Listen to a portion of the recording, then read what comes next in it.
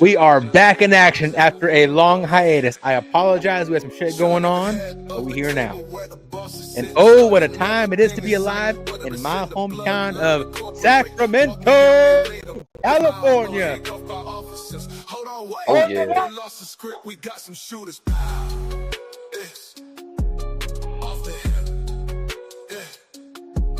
Chilling at the head of the table where the boss is sitting, stunning everything in sight, whether it's in the bloodline or corporate. Walk me out there, ain't a big smile, or handcuffed by officers. Hold on, wait, I think they lost the script. We got some shooters. Pow. It's off the hip. Chilling at the head of the table where the boss is sitting, stunning everything in sight, whether it's in the bloodline or corporate. Oh yeah. Like clockwork. Handcuffed by officers. Hold on, wait, I think they lost the script. We got some shooters. Let's go. Chat, you know we back. We are back. Back like we never left. Let's get it, man. With no further ado, y'all see what's on the screen, baby. Monday Night Raw recap. We are officially 6 days away.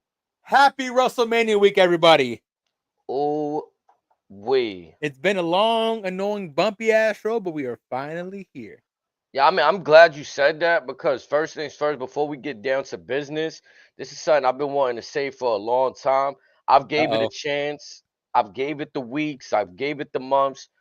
This has been the least. It's been the most underwhelming WrestleMania lead up I've ever experienced in my lifetime. Like I'm gonna be honest, like, and it's no fault of the players at hand. It's just what was given, how it was presented, what was like the pivots, like.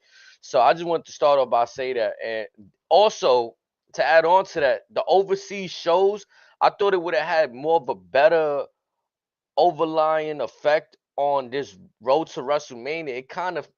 It made it feel weird too. Like it was probably poorly placed. Like something about it felt off. Well, aside from all that, I'll give you one positive takeaway that I think Amethyst will happily agree with me on this one. Roman Reigns, Roman Reigns, Roman Reigns. Shout out to the UK. I see everybody in the chat. I appreciate y'all spending y'all evening with us and stopping through after the show. Much love, Kiki. Much love, Amethyst. Cap. Yes, let's get it. Like, I mean, again, though, it breeded that chant. They bring it over here. Chicago, you heard them singing that chant, too. They bring it over here. So that's the one good positive thing I could also say right another there. one that I noticed that I didn't hear too much on the shows. I heard it very briefly in Europe. Not too much here. Another one was Ole, ole, ole, ole, cero miedo. I mean, they was on with some of them. But for the most part, though, I think like again, it didn't really help service. And why I say that is because it's hard to get everybody to travel everywhere. We obviously keeping some people on the roster healthy for the rest. You know what I'm saying? Just like today was technically a go home episode for Mania. This is true. What could we really expect out of today's episode? I felt like we got enough. We got good stuff. But again, like I told you privately in the text message, I was at the go home show for WrestleMania last year. And maybe it's because it was in my city and I went to it just like you went to today's. But I felt like it was more impactful for what was going on at the time. Could it possibly be that with some of the, for lack of a better term, bullshit we saw the last few months, that maybe now again, you could argue this for last year as well, but maybe there's too many cooks in the kitchen, thus creating a whole lot of we're going this way, no, we're going this way, no, we're going this way, no, we're going this way. It could be that because if my memory serves me correctly, you correct me if I'm wrong, Roman Reigns was exclusive to SmackDown for the better part of the last 4 years. So him going to Raw last year, whoa, the Bloodline's going to Raw. The final boss is going to Raw. That's happening? Well, I mean, technically, if you remember from last year's draft, Roman was never drafted and technically was listed as a free agent. Him and a Right. couple other folks, which again didn't make any sense because we assumed that once he popped up on a show, he's on that show. Mm-hmm. And no, that was after Mania though. He was undrafted. Right. I'm talking about before, like that week. He was still part of SmackDown roster. He We're talking won about him and WrestleMania. Cody were going double duty. Yeah, that WrestleMania 40, last year's WrestleMania, the go home show. He's still champion, and the whole thing is what the Rock throwing up the L's, Bloodline, like that was the whole. Lead a man his arthritis, so maybe his thumb don't go this way. You know what I'm saying? So it was a lot to like really. For all we know, he's in Hopefully, the Iron Paradise just throwing weights like no one's business. Maybe, like I said, that day, that thumb don't do this. yeah, bro. I mean, and then the finishing the story thing was like a whole nother like. I guess that was Right there is what threw a wrench in a whole lot of stuff. I'm gonna be honest. Now, again, what we saw last week with him and Cena and that back and forth. Now, for those that haven't seen it, again, you're a little late to the party, but still spoiler. But that back and forth is what we should have got after the Chamber. Hell, maybe even before after Rumble. That's what we should have got. Now, again, maybe to your point, maybe the European tour kind of just put a little dent in all that stuff. So there's that possibility. Bad timing. It is what it is. But that shouldn't change the fact of what we got last week. There's a reason why that shouldn't have happened in Brussels or Bologna or Madrid or Barcelona, where the fuck they were. That yeah. should anything. I just feel like there was more emphasis on the actual stories that were gonna happen at Mania, and I don't know. I feel like they were there, but it happened in a weird way. Like a lot of the stuff we seen on SmackDown was tag team related. To find out that the tag team belts, they're not gonna be defended on Mania, from what we know as at the Don't get me moment. started on that. I mean, but that's most of what we watched on Unfortunately, SmackDown for this past tour. Was like, oh, the tour, like we ain't getting profits at Mania, but instead we're getting, again, with all due respect, we're getting a bullshit women's tag match between Judgment Day and Bayley and Lyra. That should have been on Raw. And what we should get is the Motor City Machine Guns versus the Profits. Now we are getting War Machine and New Day, which is fine. But bro, you gonna leave the Profits off of Mania? Are you fucking kidding me? Just a few weeks ago, everybody was talking about a special triple threat TLC, some kind of special 3 match, weeks right? ago, we named 6 tag teams that could have Right. easily been this fucking match. Now, And it's again, like, I I promise get I'm it. gonna get worked up, but no. I can't let this one slide. This is one that WWE definitely dropped the ball on. You go from having that special ladder match last year, which divided the titles, like you go from having both championships on the card to then, And you've had both sets of tag titles in limbo all fucking year. Let's be honest, they've been in limbo. And with the card that was presented, there are no better spots than the women's tag titles. Let's be honest. Now with the New Day, I'm looking forward to the way like Xavier cut his promo tonight. He's showing me like, I'm interested to see what the New Day could do with this if they decide to let them capture the belts at Mania. Agreed.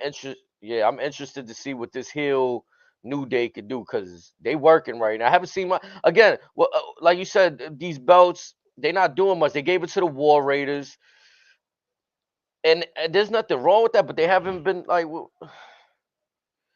what they've been doing with it.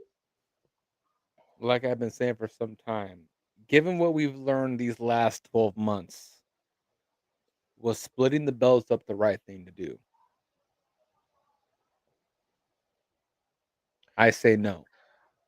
Mm. Nothing against either brand, but because there's so many moving pieces now, so many more than what there've been in years past. Much like the women's titles, you should have kept them available for both brands. You should never have split them up because let's be honest, one show has an actual tag team division while the other one doesn't. Think about it on Raw. Aside from War Machine, New Day, maybe Judgment Day, what other tag teams are there on Raw? LWO. And then like for the That's women's it. belt, they had to make a I'm bunch of talking about tag just teams. men. So Yeah. at best, you have 4 teams. SmackDown, you could name anywhere from 6 to 9. No, no Diddy, but still, Mm. like it just shows where again there's levels to this. But does that even solve a problem? Because like, look, I mentioned the women's belt, but that's a single belt for both brands, maybe even the NXT brand, and Again, it the hasn't women's solved titles they're much. available to Raw, SmackDown, and NXT. Had you kept the men's belts The same way, unseparated, right? whatever you want to call it, you could have done the same thing. Because think about it on SmackDown, you have the Profits, you have the Machine Guns, you got Pretty Deadly, you got Legado de Fantasma, you got DIY, and I'm sure there's a few other teams on top of that.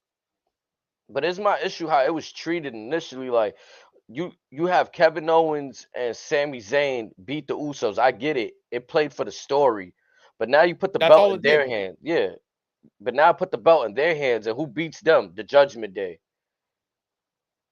And they defended it what? Maybe what? Amethyst. I will not tolerate Pretty any slander towards Pretty Deadly. You're lucky yeah. this shirt is meant for the tribal chief. Otherwise, I put on my goddamn Elton Strong shirt on. God damn it, Cap, you too. No good storylines for the tag titles. They tried pretty stupid. I mean, But this is a good thing. There could have been, but again, unfortunately, this is one of the things where Triple H has a lot of events in him. They've never been fond of tag team wrestling for whatever reason. big streets. I see you out there. Yeah, man. I mean, like with them divisions right there, or just that division period, the tag team. But what I mean to say them is like the two brands. I think it's better suited with one belt, like you said. But again, it's not saying much when we see that with the females and they fumbling that. Why do we gotta have Well, Lyra and and Bailey in the tag that I team? was just getting to that. Look at the women's thing. The main roster, there's maybe 4 teams at best. My personal opinion, all the women's tag teams are on NXT.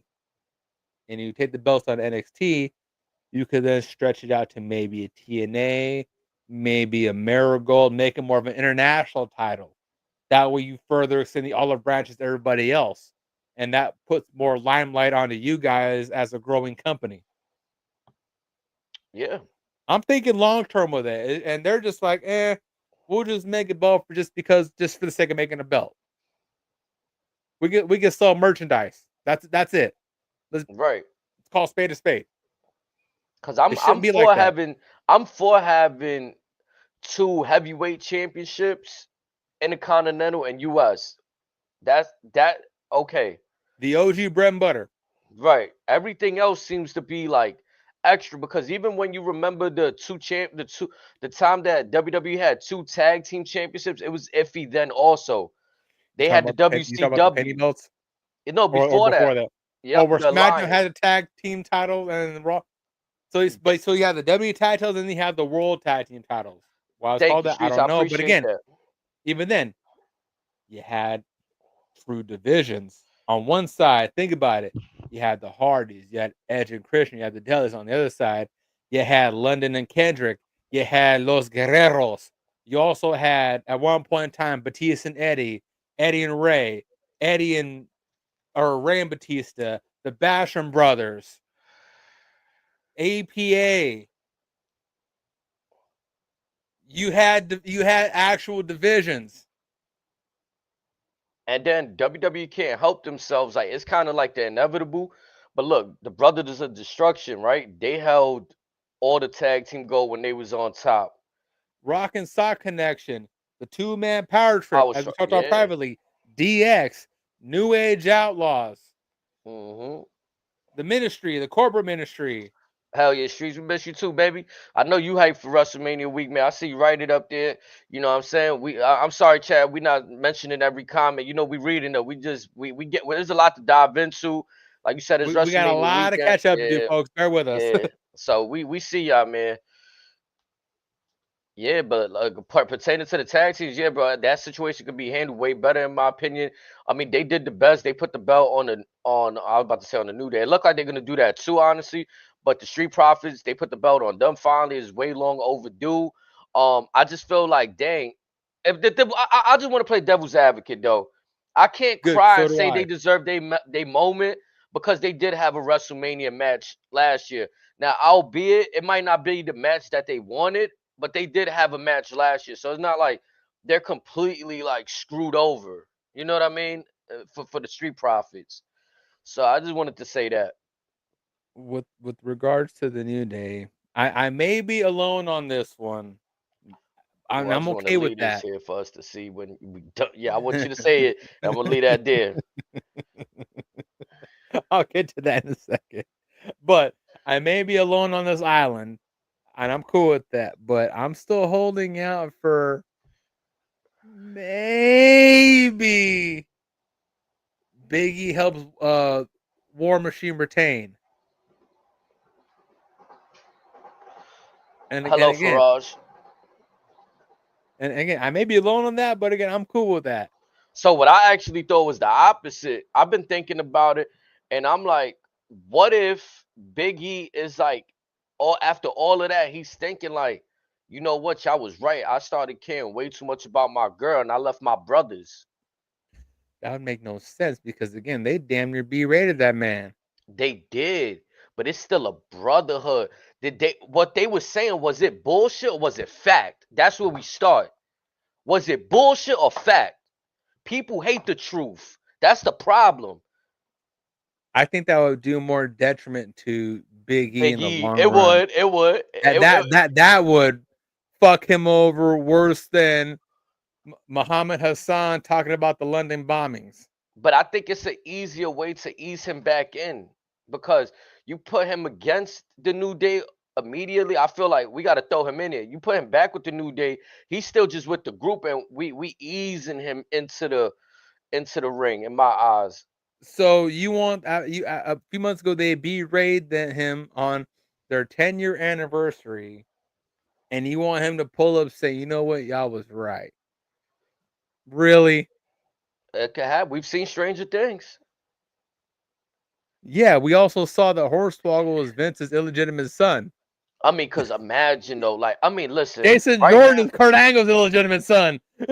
I would be interested in what you're saying, but I would also be interested in seeing a heel Big E also.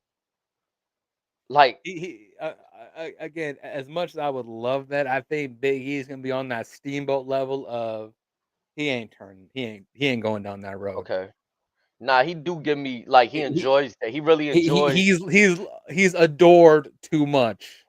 Yeah, I could see that. It'd be It'd be fun though. again. This is probably a bad example. I might go to this one anyways. Again, at one point in time, many of us were okay with the fact that John was never going to turn. Yet we went down that road anyways, and we're getting what we're getting, which is fine. But it that's apples and oranges. Big E is on a certain level. Maybe it's because of the injury and because that his career may unfortunately be legitimately done. I think it's one of those things where folks are accepting the fact that again, if he never comes back, again, thank you for your service. You'll always be loved. If you do come back, we'll love you for that. And it's just one of those things where I just don't see a world which would be logical enough for him to turn. You'd have to do some really fucked shit to make people consider that. The only And thing if you want unpredictable, I think that's the only in my mind that cooked that up. Like, what could we do that's unpredictable with it? Like, we hear everybody saying, "Oh, Biggie should stand up to them." Stand up. What if he doesn't? What if he eats that shit from them and decides to continue to help them? It'll make him perfectly You want to hated. make this man James Ellsworth? No, he's still a physical specimen. This guy's still massive. You He's want to just gonna make be this man perfectly naked hated. Midian? He'd be perfectly hated though if he does that. If he accepts that, people would look at him like, "How could you?" You want to make this man Jungle Boy and Orange Cassidy so bad, don't you? Yeah, I'm going there. Nasty. I see. Oh boy, all some bullshit in the comments. I don't know if should you handle that or should I? I don't know. He's an official boy channel. It seems like he's conducting himself in a. I'm a real boy. You know what I'm saying? You want to gender check in the chat? We got gender checkers. Doesn't matter if you boy or girl around here. I'll make this as PG as possible. I know I got outdoor plumbing.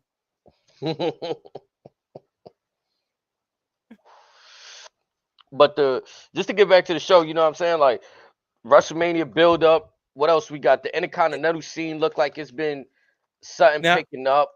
I will say this, and I mean this with as much love as possible. I didn't anticipate the damn it, Cat. I didn't anticipate the Jey Uso Gunther show to be as emotionally engaging as it's been. But I didn't think they were going to go down this road. I'm gonna be honest. That took me for a loop right there. And I'm glad we got to that because again, they went down a road that, I mean, it would have been nice to think. I thought it was just a pipe dream, to be honest. But the fact that they've committed to it, and we're now getting the return of the Crash Out. Again, this may be. Again, there's a couple matches that could be a sleeper, but this might be the big one. And we've been talking about this since Rumble. They backed themselves into a corner. I think they're telling us that we're gonna pull the trigger on it. I mean, for me, I'm there with you on the last bit that you said. What I'm not there with you on is that I feel like Jay held back. I don't know if it was by him or creative, whatever. But these last 2 weeks, it's all black. I needed more of that. Well, and again, you won the Royal Rumble. And I think he kind of touched on that last week with the whole story of this talking about, hey, you got a mother, I got a mother. I had to explain to my mother that my brother is laid up in a hospital bed, and I didn't bow up to old boy because out of fear. And it's one of those things where I don't think it's because he's afraid of Gunther specifically. I think it's one of those, he's afraid of what he as a man is capable of doing because he's walked that dark path before. This is the man that bowed up to his own cousin, the tyrant that Seth puts it, Roman Reigns. This is the man that's bowed up to Brock Lesnar. He's bowed up to the baddest motherfuckers walking God's green earth. And he knows that once he gets in that dark place, much like a Randy Orton hearing the voice in his head, if he goes down that road, he's going to be up front and say, hey, I'm not responsible for the actions that I'm going to do to you. That's why I said I got to pray to the man above for the man I got to be at WrestleMania this Saturday. I got to ask for forgiveness in advance because I know how I'm not afraid to get down and dirty. But I'm not trying to be that man all the time. But you forced my hand. As he said, now I got to get you. The blood on my hands, it's not because of me. It's because of you, Gunther. You forced this out of me. You wanted to crash out. Guess what, motherfucker? You got it. No, I'm there with you. I'm there. I just wish that it was Jay. Like, they still needed Jim involved in this somehow to bring this out. But I'm there. I'm picking up everything you just put down with that. Like, you on the money with that. I just wish that Jay got to this on his own. Because what he's doing now, 6 days left, I wish I would have seen, because it would have killed all of that negativity, all of that questioning that people were doing. It would have even killed a little bit of the weird. It came across weird a couple of weeks how they was carrying this situation. Like he did a move that messed up. They played into it the next week with him slipping. It kind of played into Jim coming into the picture a little bit, but they played into Gunther being in his head, and it's one of those, again, a callback to Big E. He tried to emulate, for lack of a better term, the power of positivity. He's in his mind, thinking, I don't got to go down that road to get where I need to be. All I need is your guys' energy, your guys' love. I'm good. Now he realized he's going in the ring with a killer. So hey, he's got to look to the man above, saying, I got to be that man again. Lord, forgive me. Mm-hmm. I don't want to be that man again, but guess what we hear?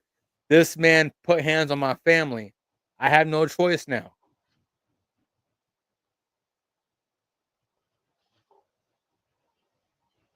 And I I mean, honestly, again, I feel it, but it's like for me personally, I get it for the masses. They might feel for that type of story. Chat, I'm sorry to break it to y'all. I'm an only child, so I got no brothers. I could give a shit less about so am any I. yeah, any brother I don't have getting put into a hospital. If I had a brother, who's to say I'd have the best relationship with him? Not every brother has the best relations. Okay. So for me personally, again, like I Okay. would want So to think see about the it. individual get to it and not Okay, your because closest that homeboy happened. got snaked, and now he's in the hospital, potentially paralyzed. You riding or not?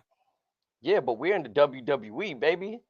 I should have been had this gear of emotion when it came down to it. Like it shouldn't even have to came down to that.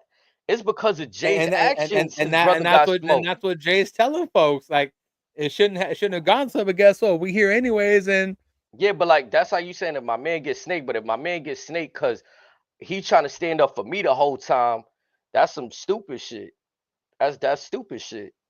eh, That's bozo shit. To be honest, like it's like now you decide that after seeing him get smoked for standing up to you, you handling something you should have handled from Jump Street. But again, I could understand why people resonate with the feeling part of the family. I You see know? your point as well. But I guess Yeah. it's different when you twins. And then you know what? Don't make it any better. You just won a 29 fucking Royal Rumble. Threw out John Cena I will last. say you eliminated John Cena at the tail end. The man that just won the Elimination Chamber that showed well I could still win a chamber and had like You took out essentially you took out the king. so I wasn't buying that whole like I get it, he just lost to Gunther, so that doubt is in your mind. But after throwing out 20 other non-people, John Cena's the last one. I would like you to come through with this like killer mentality. You know what I'm saying? Now that's a good point, dear streets, because I was gonna get to that when you said heel turn. You know what I'm saying? That'd be crazy right there. That'd be wild. Hmm. Also another one was again maybe the spotlight that Jay has fallen into kind of like blinding him from everything else. So maybe he grew a certain level of naivety.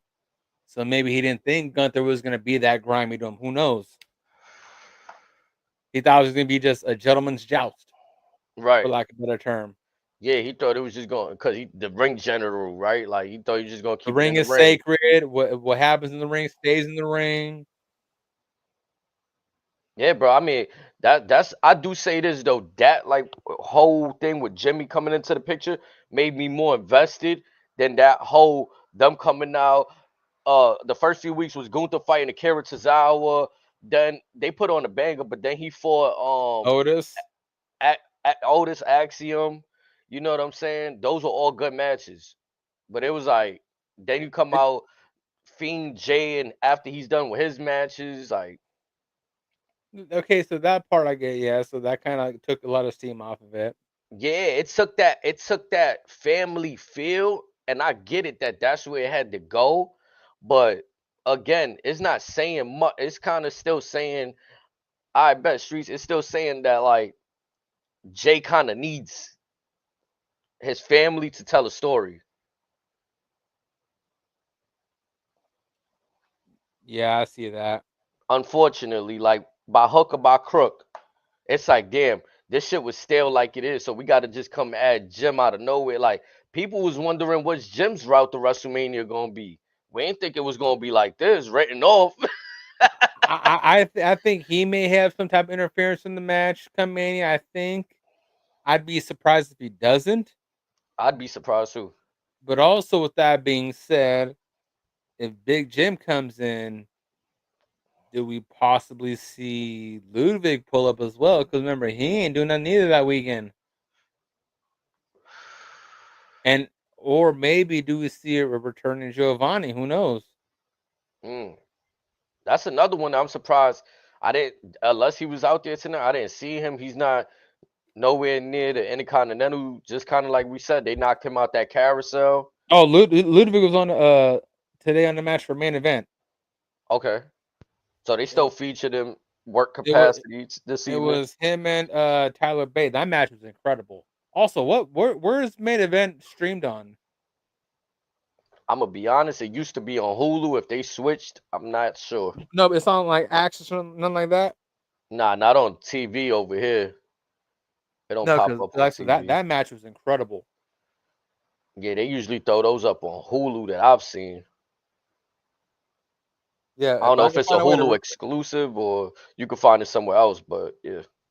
yeah. If I can find that match again, I need to watch that one. I need to watch that one because again, him and Tyler Bate cooked up a clinic. Big Jim might help Roman too. Amadeus says.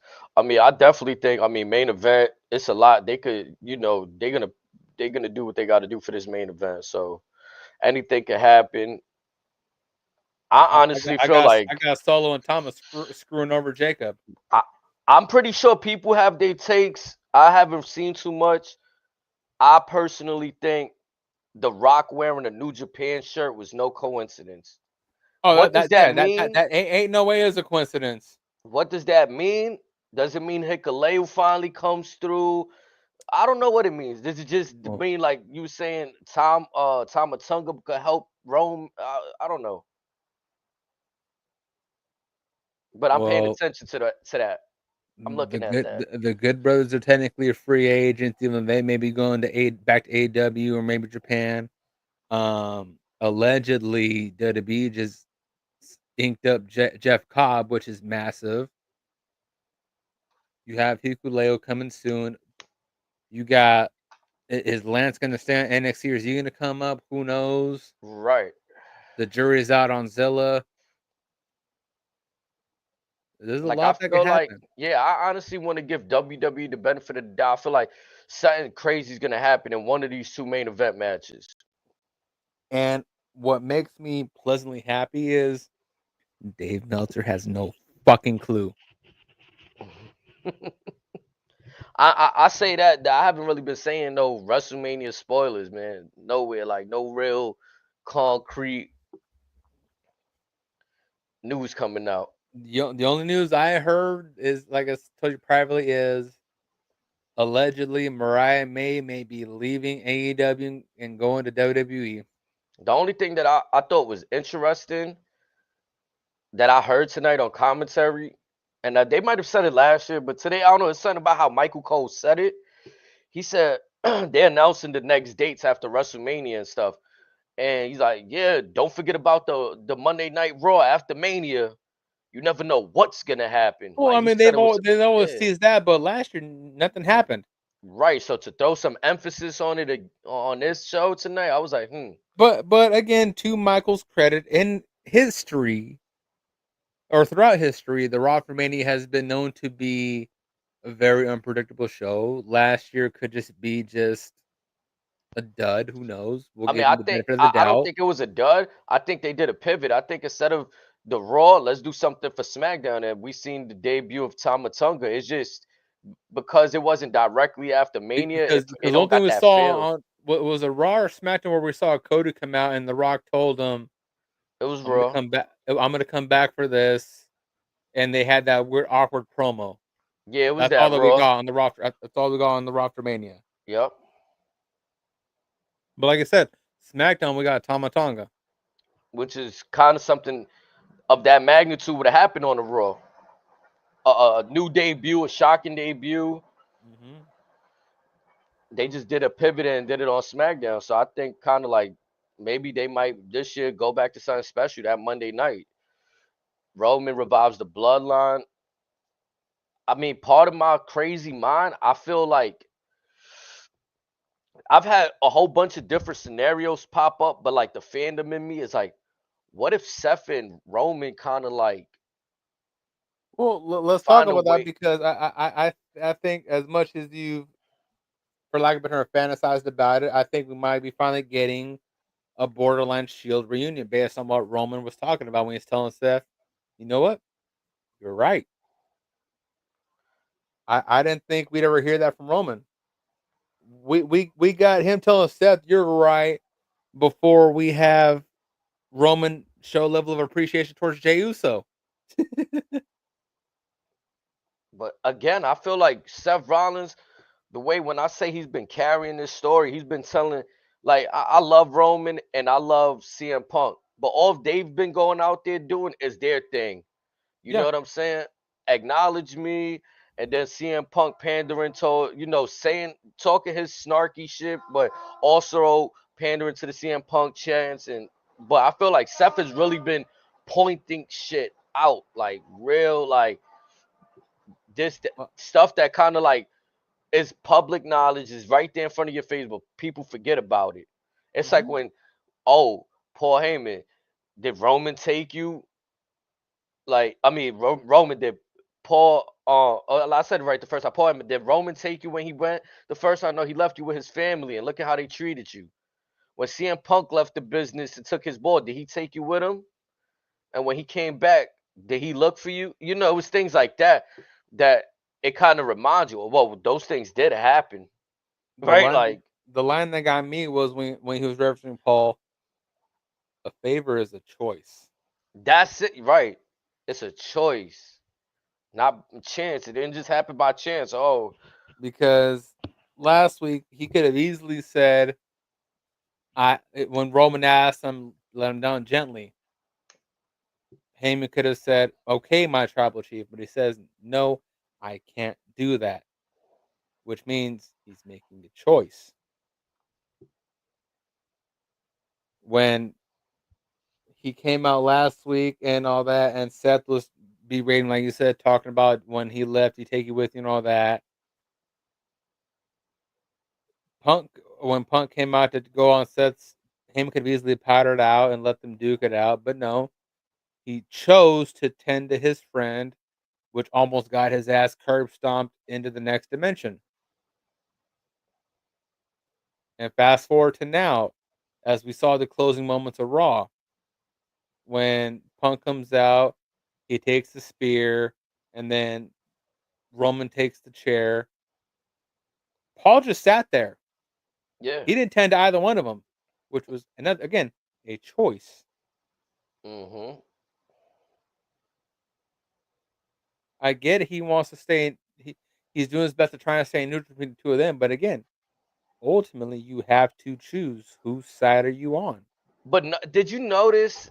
I felt like when Seth Rollins was saying all of that shit, there were points that I don't know if Paul Heyman was really into what Seth was saying, but he was kind of like smiling and licking his chops. He was, yeah, he's definitely smirking at him. Yeah, so I was just paying attention to that too. Like, oh, you see little levels of that evil Paul Heyman from back in the day. Remember when Paul was really pulling strings? Like, He goes with whatever is best for business. mm-hmm. And where have we heard that before recently? Mm. I I rest my mean, case. yeah, Seth just uttered that line tonight. It ain't the first time he's been around that phrase because he was there with the authority, and that they were all about what's best for business. Look at who's in charge now, The Rock. Who's siding with him? Cena. Cena wants number 17 because it's best for business. And I gotta say for Seth, I don't know if he's been like feeling it within being like the third popular man in this feud, but like I've noticed his clothing change. He's been more, yeah, he'll wear suits with designs, but it's not like the crazy shit he'll wear. He He's ain't been wearing his wife's clothes no more. Let's just right, call it what it is. yeah. He's coming out with suits today. That vest, kind of reminiscent of a shield vest, looked pretty You caught dope. that too, didn't you? Yeah.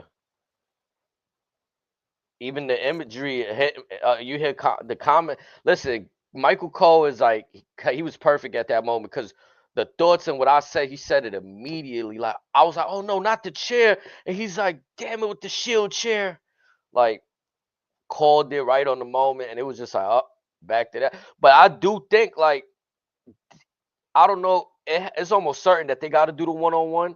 But once they blow off that steam, once Roman finally gets his one-uppance on Seth, I feel like do they just go separate way, or I think they're gonna work together. That I feel like they got to see eye to eye. They're gonna have common enemies.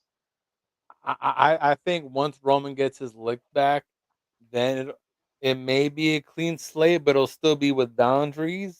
But I still believe that once he gets past Seth, he's gonna go after Jay, assuming Jay has the World Heavyweight Championship.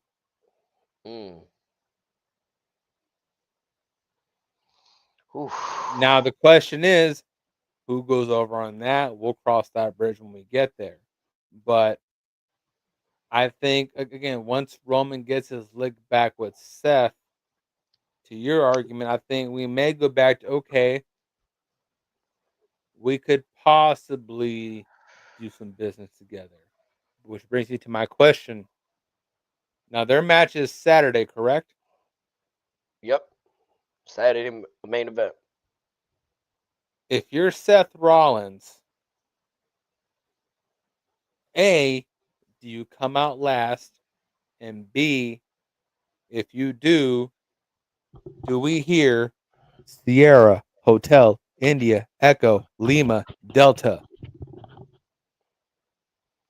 just to Tay, piss off Roman one more time?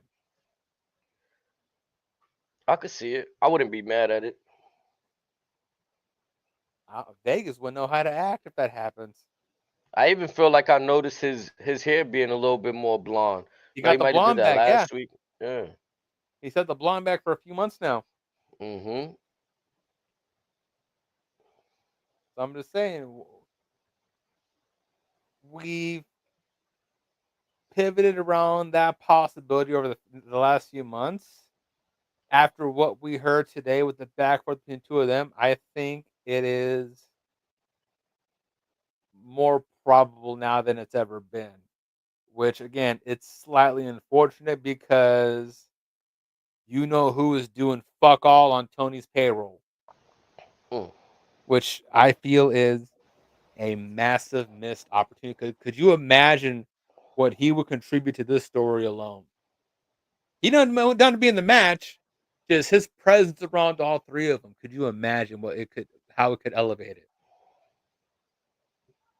I'm be honest too though. Like from what I've seen, I really wish that he would have stood in WWE because the way his character's been there, as much as I would want to incorporate him next to it, I feel like he's lowered his stock with like in a WWE setting. Like I can't He, see you. he's gone down to that level. He's lowered himself, Yeah. and unfortunately, he's lowered his level to a style that, quite frankly, there's a reason why it's not on main. It's the reason why GCW, CCW aren't on mainstream television weekly. There's a reason why that style of ECW didn't make them a long-term branded company. Yes, there's certain spots where it's okay, whatever. Certain circumstances, you can argue certain levels of that style, but long-term wise, it doesn't make money. It's kind of like Triple H said it on. I don't know if it was on this flagrant or it might have been the other interview I see tomorrow because he's doing it's WrestleMania week. He's doing the rounds. Yeah, a couple interviews have came out the last couple days. Yeah, so it's one of these that I seen, but he was getting to the fact that he tells the superstars like, look, you can either do what works or you could be the guy that's like a musician that they're gonna make their music and they're making it for themselves, not necessarily for the fans, and they're happy with however it came out, just knowing that they did it. But just know that that's not what's gonna make Or money. it could be for the fans, but again, is your target audience the 20 people at the bar, or are you trying to fill out a 50 to 80,000 seat arena in any part of the country? Hell, the way he made it seem, they got neither in mind. There's folks that got neither in mind. They just thinking about putting out. whatever their character and gimmick is, that's all they worried about. They're not even worried about making the bucks. Or a recent example. You just a couple months ago, we saw Chris Brown sell out the largest venue in Africa in less than a week's notice, sold out like 2-3 days in a row. Over 100,000 folks each night, to where you had folks tailgating outside the arena just to hear the damn concert. And that's the vibe that Mox gives. Like, he's just content knowing, well, if I want to bleed today and I want to bleed, then I'm gonna bleed. It's like, but Because much like MJF, you just go to Tony saying, "I want this much money." Why? If not, I'm gonna just go somewhere else. Okay, here you go.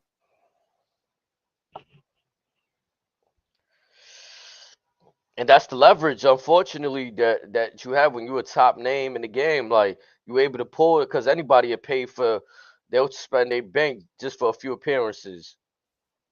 Did you know that Moxley has been AEW World Champion for 25% of AEW's history, being an actual company? I could believe it. And I felt like I mean, like, when I think of that championship, I think of Chris Jericho, I think of Moxley, and I think of Samoa MJF. Joe could have been a big deal. Swerve could have been a big deal. MJF could have been a big deal. Omega tried, but it is what it is. I think, to me, the best person, I could be off with this, but the best person that had that run with the AEW championship was Chris Jericho. Le Champion, he had the crew, he had his own music. You know what I'm saying? Everything was just perfect. And then Swerve comes, I like this hat. you feel me? Maybe Daniel Bryan run, but yeah, I mean, But like I said, you look at guys like Joe and Swerve, you just go, "Oh, what could have been." yeah. And now supposedly they're saying that Moxley may keep the belt after All In Texas. Mm. They see him as the guy. Yeah, I So what wouldn't we want him so nowhere near what this shit, but I get it. so what are we just banking on the fact that we're praying that Darby Allin survives Mount Everest?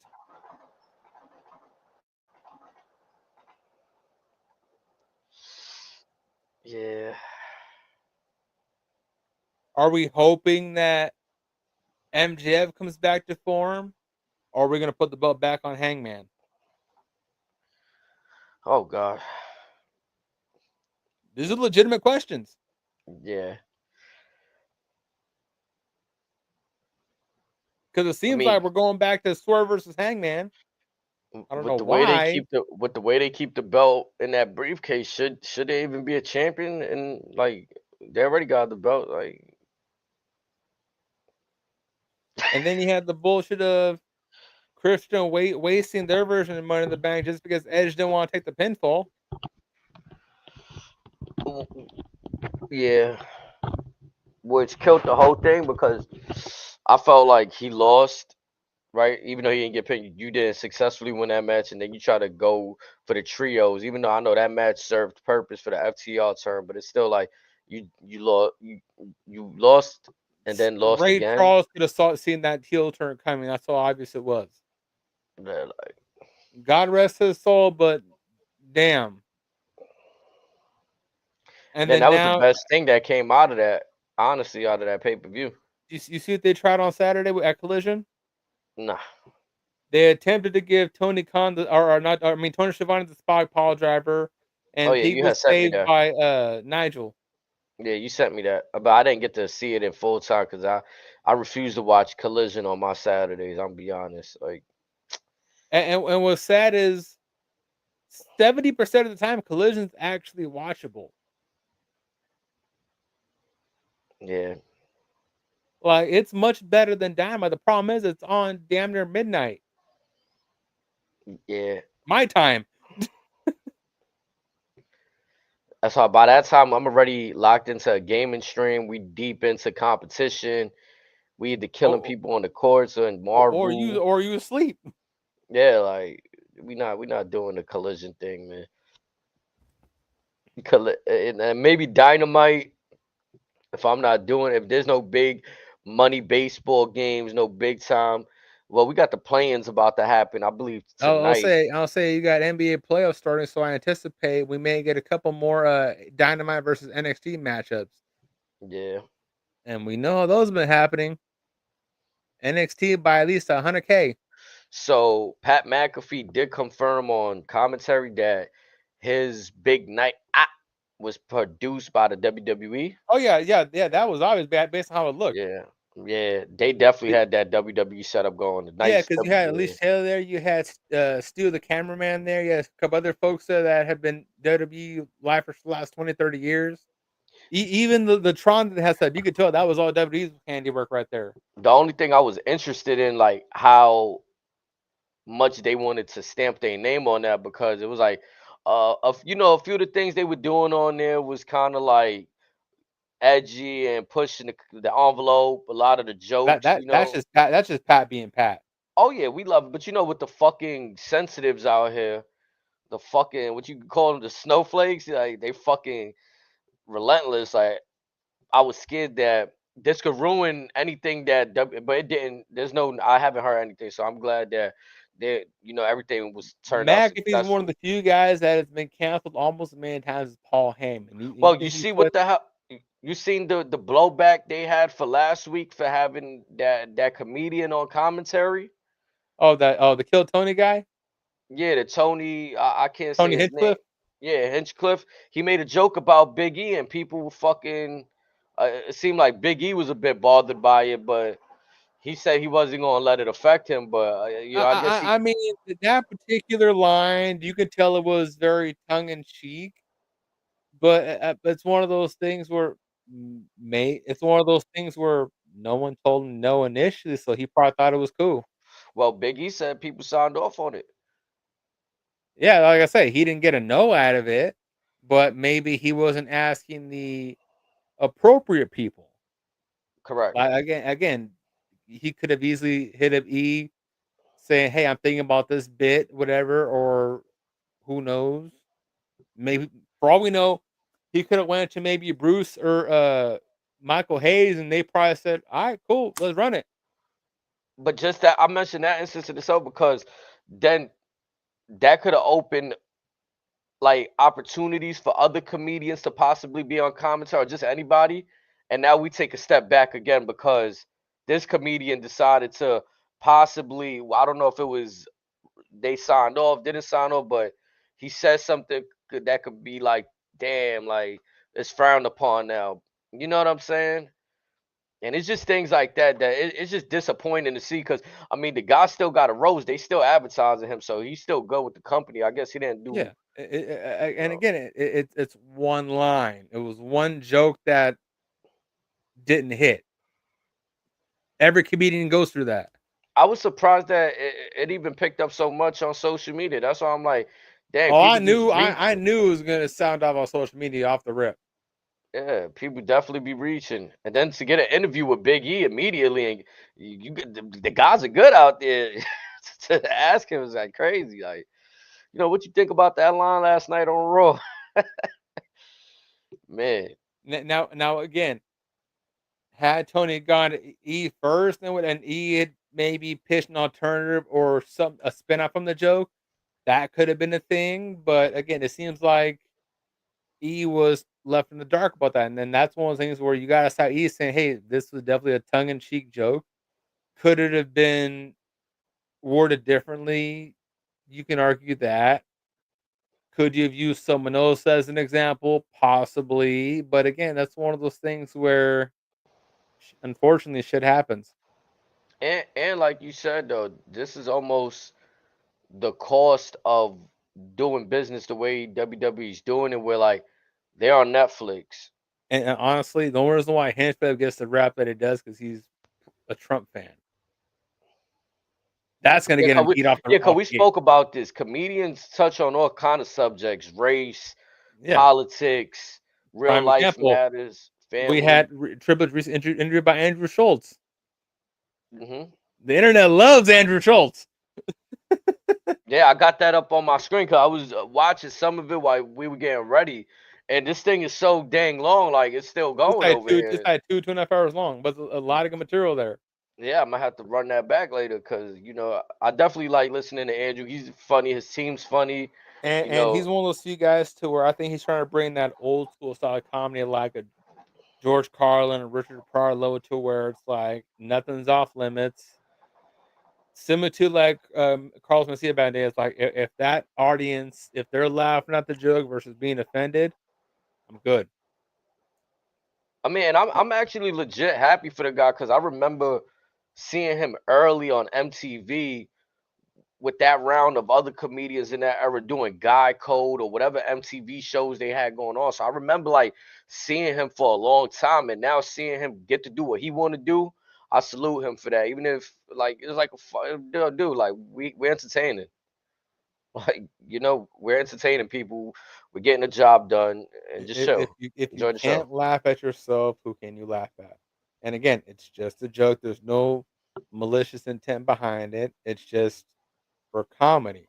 Since when did telling jokes become a crime? Yeah, There's no harmful intent behind it. That's how I look at it. I think that's what people. It's hard for people to differentiate, especially like in the wrestling world and not in the wrestling community. I mean, like outside casuals, they always think what they see on the TV is the actual thing. Like, whoa, that that's the They real hear this person. one joke. Oh, that's how they really feel. You can Yeah, tell by how they said it. You can tell by the yeah, tone of it. They meant that. I'm like, it's a right. joke. So even when, like, I was even listening to TMZ, one of the lawyers on there says he doesn't read the negative comments that are like just stupidity, but he reads for the humor.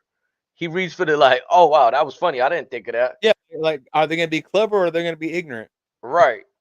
You know what I'm saying? So everybody's looking for some kind of laugh if you got a sense of humor. Like you could tell who's being malicious and who's not. You know what I'm saying? But it's interesting the choice of celebrities. I feel like also I gotta look at it like it's not really an issue I got. So everybody gotta look at it like you gotta understand they're doing business with Netflix. So some crossovers are gonna happen. Like if Netflix are in bed with certain comedians or actors at that moment, it's only beneficial to Everyone's excuse can't be, oh, they're a Trump guy, therefore they're gonna be racist. look. I just seen Tom Brady say he might be at WrestleMania. I I, I, la- I laughed at that. But what Tom Brady also has the roast of Tom Brady on Netflix. Easy plug. And where are they playing? Where the Raiders play? Team What he does he do? He co-owns, owns the Raiders. right? Yeah, it's like it's a simple. It's simple. Plug and play. Yeah. So some things are just gonna be that way. And honestly, we gotta see. Time will tell because I feel like I was having this conversation. Allegedly, Gronk's throwing a beach party that weekend.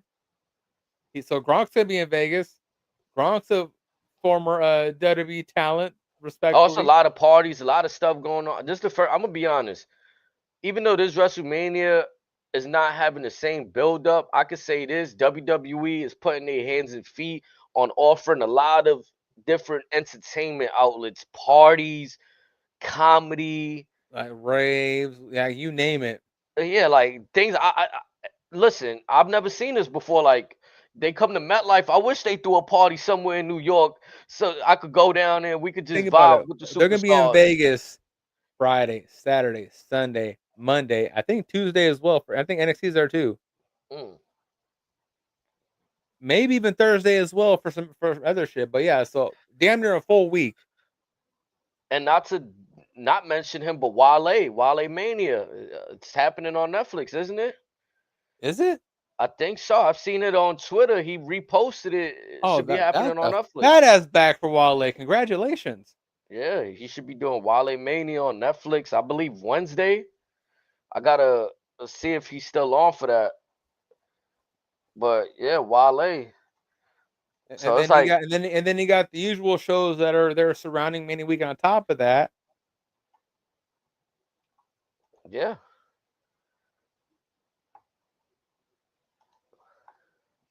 Oh yeah. So look, hold on. I'm gonna save an image that I just found, and I'm gonna put it up over here on the screen for everybody to see. Potentially everybody that's not AEW is going to be in Vegas that weekend. Shit. If you Ricky Starks, you would have found the way to be in Vegas if you was under TNA. I mean AEW contract. Ricky Starks was always at the hot spots. But brother DNA, he did the whoop that trick Yep. remix for Trick Williams. Wale Mania. Let me take off this running band of the ticker in the bottom so you Hold guys on. can see it clearly. Is this really the 10th anniversary of it? Yeah.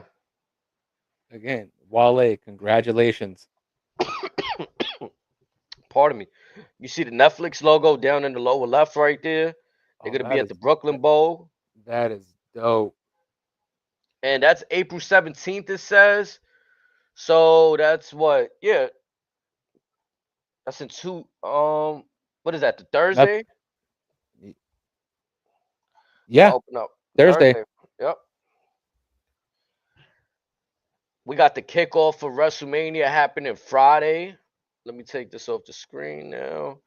We have the kickoff for WrestleMania happening Friday, 5 p.m. Eastern So time. that, yeah, the kickoff for Mania, you got SmackDown and the Hall of Fame. Mm-hmm. Also, real quick on the Hall of Fame, it has been confirmed that Sting will not be inducting Luger.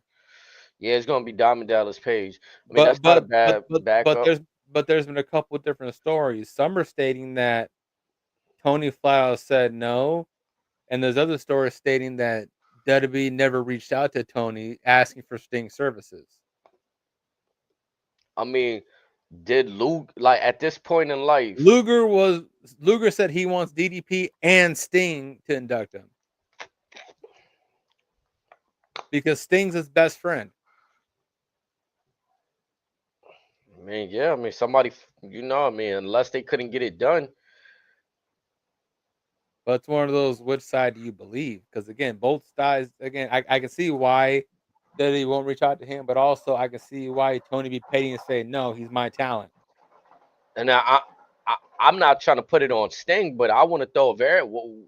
Did Sting try to reach out to any of them and He's under fight? contract at AEW, so he can't even if he wanted to. I mean, but I'm saying I wonder if he even asked Tony for a blessing. Like, can I? Again, there's a possibility. Like that's what the story came out to saying. Maybe Tony said hell no, but we don't know. Because again, my argument to all, like, if he's not okay, is he under a competitor contract? And then if so, he's He's not gonna under be a Legends deal, right. And so was Rob Van Dam when he appeared for AEW, and that, like, but again, we're talking he's under WWE deal where AEW, where Sting's under a Legends deal with AEW. right, We don't know how Tony's contracts are worded. right. You know what I'm saying? So that's why it's like, damn, you're gonna be that petty that okay, he's not wrestling for But WWE again, on camera. one could argue that technically Billy Gunn and Jake Roberts are on some type of deal with WWE because they're in the video games. They still have merchandise with WWE. And you know So what's funny with the Billy Gunn situation? His likeness in these games and all the things they've been using him recently, it looks kind of like it's not funny. him. It's Yeah, not right? him. It's not. It's just like they used a real close likeness of him. It's him, but it's not him. Yeah, I noticed that. But Cause I it and gave again, that old vibe. which makes it weird. Yeah. But again, if you're Tony, this is an easy. Again, I use the term loosely, but like a get out of jail free card. This is the one way to earn an easy like a fuck off pass with the IWC. Yeah. Like I assumed, or I hope that he would have been all over that idea, saying, "All right, Sting, you're gonna go induct your best friend," and that would have given Dexter Tony a pass to do whatever the fuck he wanted to dick around with. That could have been an easy way to get a blessing, saying, "Okay, he's a good human being," like folks have claimed he's been. But we've heard conflicting stories, and now, as of this moment in time, Sting will not Sting will not even be at the Hall of Fame for his best friend. Yeah, that's insane work. That's bad work right there. And I don't know, like Right. you like we asking, we don't know on whose behalf it is, but It's not a good look. yeah, it's not. And again, it's a shame that it's like that because, like I said, everyone with even a brand so would have assumed that this is a layup. Like this is an easy yes, no questions asked. Because again, it's the man's best friend. He's not asking AEW. He's for sisters. He just says, "I want my best friend there with me." Yeah, that shouldn't be too much to ask for. That's nothing. And just to go back to the Billy Gunn point, 'cause I found the picture. I feel like look like he's might have looked like that at some point in his career, but I feel like they did something to make him look slightly different. Like Why does Rhoda look like Road Warrior Animal?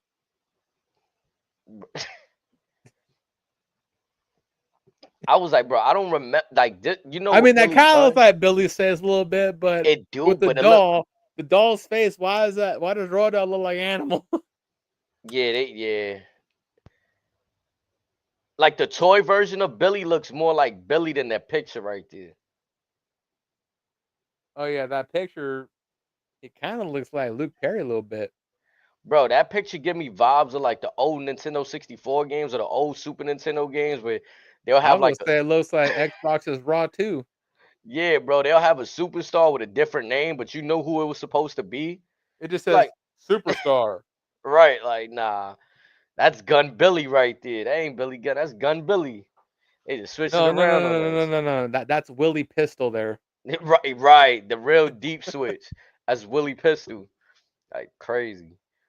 But yeah, just wanted to show you guys that little fun bit because I'm a collector and shout out to Matt Cardona, major wrestling figure podcast show, and I'll be seeing little nugs here and there, so I seen that across His his collection channel. is fucking wild. Even some of those prototypes that he has is insane. I mean, those bendies, I want to invest, but I honestly I feel like I don't have any space right now. So if I had space to start a real good display collection, then I would. I still got some in boxes that I haven't unboxed. So I'm like, I can't do Don't it. unbox them. Yeah, I can't do them. The only way I unbox if I have a real like how they have where they got a nice glass display. This ain't getting like touched by anybody. But some of those boxes that I got on some of the toys, I love the artwork on it too. So if I do open, I think I'll have to get two. One for the display and one for the just we keeping this one in the box. I mean, I got some Funkos, but it's like I have the boxes put away, but I got the Funkos just lying around the house, Oh just yeah, scattered. I feel that. Yeah, Cause I'm like, sometimes I'm not throwing the box away just in case.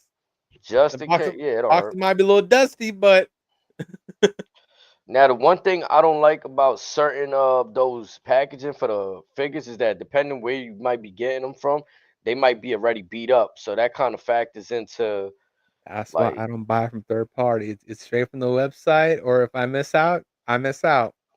yo, I'll just wait to see if I can find it at a Walmart or Target. did you see that picture a minute? I think it was like a month ago when I had went to American Dream Mall and I sent you a picture. They still had action figures of Tucky. And I was like, bro, this packaging was so terrible, bro.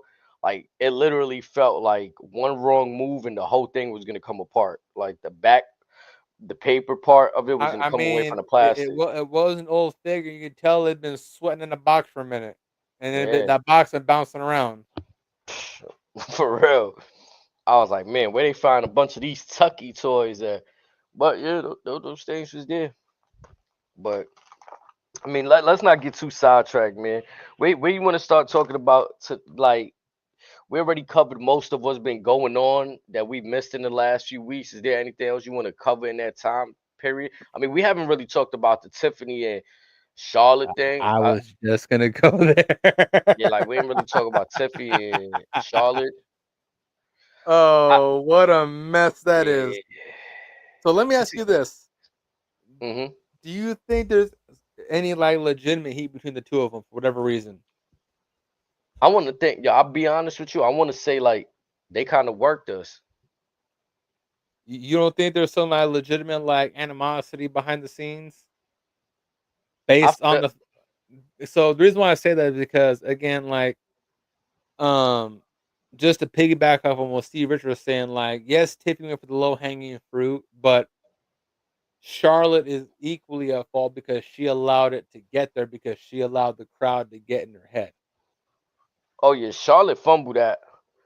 I think what Charlotte did to her the week before though, it was fair game. It's like, bro, we're having a promo. That's another part where I get too, because again, that got I saw a lot of similarities between that and the old situation between Riddle and Seth a couple years ago. Yeah. And But then it's hard for me to believe that like WWE they pretty much got this shit nailed to a science, right? Where like, Mhm. let's say that like that didn't go how they wanted it to go. Why they still air it? Apparently they edited like the last few minutes of it. So They it just got it they was they they, they, they just cut it out. so it was worse. The backstage back and forth with them two. So they edited that, and then they edited that face off where Tiffy brought up the you 0-3 at home, Yeah. and the whole Ludwig being in the DMs, like that whole part's been edited. I mean, they probably did. I mean, they definitely went off the rails. It's not probably. They definitely went off the Apparently that rails. whole segment was unscripted. I'm gonna be honest, cause it's not like part of it is like I got a bias with Charlotte. Like I enjoy her for so many years. So why is it fair for the likes of John Cena to do that to Roman Reigns and shit on him? Basic like John ain't let him get his shit together and get to the. He did what he had to do, and Charlotte kind of stepped on Tiffy like, yo, this shit boring. I'm spicing this up, and it's a promo. Like she kept it within the character. What Tiffy did was she knew she had to throw a heavy blow. She had to fight back. She threw a few of them. Yeah. And she chose to dig at Charlotte in multiple personal ways. Comparing what they was doing at 25, the marriage thing, taking her father's stuff, being a Nepo. It was like a bunch of personal shots. The Nepo one, not so much because that falls within the character. But she called her Ashley. Nobody's ever called Charlotte Ashley on Mhm. WWE programming. And Charlotte like to be referred to as the Nepo Queen. Which I seen there was reports that she had heat for saying. I mean, I don't know if she got heat for saying. Listen, I thought it would have been the Kaiser line for sure. But if that's what y'all, if that's what they mad at, that Okay, she rebutted that was crazy. so on that notion, it I don't think it's Charlotte's fault to be referred to call her the Nepo Queen, because the thing about it, for all the years that she was on top, prior to Rhea coming up, prior to Becky and Bianca Io coming up, it was the Horsewomen. But aside from that, it was obvious that Charlotte was a few steps above everybody else. So if you think about it, it's like no one could touch her. Hmm. Similar to the Triple H reign of terror, similar to Cena having the reigns over the last 20 years. There's certain folks who are just levels above everybody else, so you can't really falter for that when she's performing at a certain level and folks just couldn't keep up at the time. Like Like she had to go away to let folks level up so she can come back and test their merit. Now, aside from maybe Becky, and you can argue Mercedes on a couple occasions, but for the most part, before Rhea, no one could match Charlotte on the mic or in the ring. Nah, I agree with you there. She had the game locked and still do to me because the point I But wanted to get to after you done, like it serves its purpose. Charlotte's been on top. She's a beast. Like so my question is like, because of that reign of dominance for so long, has she earned the privilege of essentially coming back and, for lack of a term, picking her shot? She came back, wins the Rumble late in the game, so she's right back on top. Has she earned that privilege? Like, again, with seen in the past, Triple H and other folks that we now deem legends. I say yes. I say yes too. I mean, Cena's doing it right now, right in front of our face. The only difference is she's not retiring. But I do feel like we could be like with this, like would she want to stick around this long? Because I do feel like she wants the love from the crowd. Like, again, I told you this privately. When she's in New York, the crowd is going wild for her. We known as a wrestling city. I'm pretty sure she's gotten love from Chicago, if I'm not mistaken. She was expecting Well, love they from didn't love her Chicago that last time day. that was there. You said they did. You said they did. So like, That was last week, I think. no, that's what I'm getting to. Like that Chicago crowd last week, they didn't love her, and I think that threw her off her game. So, So my point is, let's look at again Allegiant Stadium for SummerSlam a few years ago. Becky comes back and squashes Bianca, nasty work. I ain't like that. but my point is like folks hated Becky for that, and Charlotte's kind of going through something similar with Tiffany. Now, my point is, folks got over Becky. We got over that once we got the whole massive going on that. I'm saying it's not fair that they're still bashing Charlotte for this when, again, the match is going to be solid. Whoever wins that, again, it's going to be a great match, but it's one of those like Charlotte come in the fold. You would assume it'd be more celebrated because this is a perfect test to see where Tiffany stands against the hierarchy, whether it be Charlotte, whether it be Rhea, whether it be Bianca, Becky, Io, whoever. Like, where does Tiffany stand amongst This those that we deem the greats, those that we deem to be the future Hall of Famers? unfortunately for Charlotte, this is a test that she probably didn't see coming. This is her Triple H Cena moment when Cena was just coming up and he's hot, but the crowd still loves Triple H, and the crowd is 50-50. But right now, they're not 50-50. You still got a lot of us that love Charlotte, but in that last crowd, it sounded like they're very much like out of all the times we've seen Charlotte and Tiffany in the ring so far, that was the worst for Charlotte last week in Chicago. And another thing that Stevie pointed out is like like now this before our time, but Flair used to start riots all over the country, all over the world as a heel. You don't think that Charlotte was already on game to where she should have anticipated this? And again, it's like again, her father's history and track record, it's public knowledge. You being a Flair, you should have already been ready for this. Yet she wasn't. Whereas look at Dominic as another example. He's been embracing all of this, not even batting, not even sweating this. So it's like you thought it'd be the other way around. Mm-hmm. Like, what the fuck? I mean, I also seen reports of that like she's trying to put herself on that tier of the John Cena's, the Randys, but the difference is that she's not on the mic holding herself to that level. Like when she got in deep waters right now, she just kind of went off the like.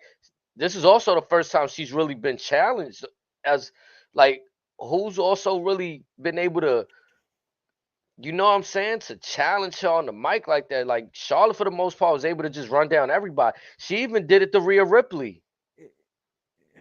Here's my retort to this: is she getting challenged, or is she just in her own way? Because Okay, yes, Tiffany's had a couple one-liners. I'll give her that, but for the most part, like I said, that whole thing is last Friday at SmackDown with the whole back horse where it looks like she got alive. It seems more off that she was so surprised at the level of guttural hatred that she got from the crowd when they were booing, not letting her get a word in. That threw her off topic. And again, if I was her, and again, if my father Flair, I would sit back, eat it up, let them get the booze away, and be like, look at them, say, "Hey, y'all still paid to see me." And when yeah, she started with the this is power, I thought she was gonna go down that road. She was gonna just embrace it, eat it up. Instead, it just she Tiffy showed killed her right where back. Rebutted that shit a few bars later. again, almost like she was almost afraid that the crowd was doing this to her. And again, with the last name of Flair being one of the most again, the dirtiest player in the game, one of the greatest heels of a generation, if not the greatest. Like, if you study your pops, you would assume that again, this is the money right here. You have no reason to be afraid for this. You have no reason to feel intimidated. You're a fucking Flair. Yet we got what we got, and that's why I use Dominic as an example because again, his father, universally loved across the world. We see Dominic getting booed out of every city in any part of the world, and he's like a kid in a candy store. He's not scared at all. I Which just again, feel like with Charlotte, she's having a lot of firsts right now. Unfortunately, in her career, like she had with Vince, she had him layup. Like for the most part, she had a layup on the main roster. Like she was running through everybody. When she was a heel, she embraced being a heel, and the fans hated her. When they started cheering her and embracing the fact that she's becoming our GOAT, I think she couldn't let go of that love. Like she's supposed to come back as if I'm not mistaken, she was supposed to come back as a baby face. We supposed to embrace her return. She's been away for 2 years. Then she wins the Royal Rumble that same night, and things changed. And she's been trying to shake it off, but it's still like fucking with her. It seems like damn, this is really how long has Charlotte happening. been there? What, 15 years now, just about. And again, like you weren't ready for this. I find that hard to believe. That safety net isn't there. It's different times. Vince isn't there. Safety net or not, like you were a veteran. You weren't prepared for this, really. Again, I'm struggling to believe that. You should know better. Like again, I still go back to this, especially who your father is. Like you damn well should know better of all people. I mean, she probably thought her shit was really gonna work as is, and I What mean shit? She ain't done shit. She ain't said shit. that whole queen just walking in and head high, like just to think like we need And more and, than and that. What that shit she did to Tiffy was spicy. Not letting her really. Again, like I wanted to refer to a rap battle. Like if I'm talking rounds, if this was COVID and they had a battle with no fans, Charlotte won that round. When there was an arena and there was crowd control, Tiffy won that. Now the match that we're about to have at WrestleMania, the story they're gonna tell there, we're gonna see. That's round 3 right there. Who takes it home? if they're to be featured this Friday on SmackDown, for the love of God, do not have it in the ring. Well, I think they should be facing suspension, or at least Charlotte for what she did, the attack, and That's what I'm saying. Like if they are to be featured on the show, do not have it in the ring. also I Uh, like how they was able to do business with each other after so much heat, right? Like they still able to do business outside on concrete, you know? you talking about the parking lot brawl? Yeah, That was a good move. yeah. They Now like I now like that. Tiffany, in my opinion, did fuck up a little bit. She's a little bit too animated, but again, she's still learning. But still, it's like I was trying to match that up with the brawl that Charlotte had with Becky and Ronda with the cop cars, and this was nowhere near as good as that. Now, again, it could have been camera angles. It could have been a lot of variables, but again, I don't know what it is. Like, I'm hopeful that they can salvage this with the match, but as excited as I was initially, my excitement has dropped drastically for this match. I'm actually more concerned for this match than excited. Mm. But I'm with you though. Charlotte should be able to pivot because Nia Jax does a good job at dealing with negative heat. She's been able to play into it when people wanted her gone and fired. I think that sentiment is a little gone now because she's been able to really still entertain us and I do mean, she funny still gets stuff. those calls because again, I think folks she's always going to be heckled, but still, it's like again, like Yeah, she's been able to dig into it. Like when like people done tell her she sucks and she tells the crowd, "Man, yeah, so does your mother." Like she plays into it. like Charlotte is really affected by it right now, and I don't know why now. Like, did those 2 years off? Are And you hell, again? I don't want to bring it How up. rusty are you? And that divorce, I don't want to bring it up, but could these things be playing into a factor into her being rattled? Like, for real? And again, it's a possibility that they could, but again, like as talented as Charlotte is, you better shake them fucking cobwebs off. Your reputation is on the line now. Your I'm gonna be legacy is on honest. the line. I'm gonna be honest. She's in a tough spot because I'm not no body shame. I could give a hell less. I'm looking at the performance. She changed her body As much, type, yeah, and a it few times. and it affects. Like, to me, visually, it affected how she performed in the Royal Rumble a little bit. Like, some of the moves she was laying in chops on Nia Jax that didn't really look effective as they once looked. Like you said, she got to shake these things off. It's 2 years and she's in a big spotlight once again. This is why the Yeah, fans are revolting, because they feel like, damn, the and roster's again, so deep. and Know again, that. for Charlotte, Hmm. Spotlight is nothing new. Which again, Right. which surprises me, which how rattled she's been getting. Like you've been here, you've been at the top of the mountain, you live at the top of the mountain. Why now? Yeah.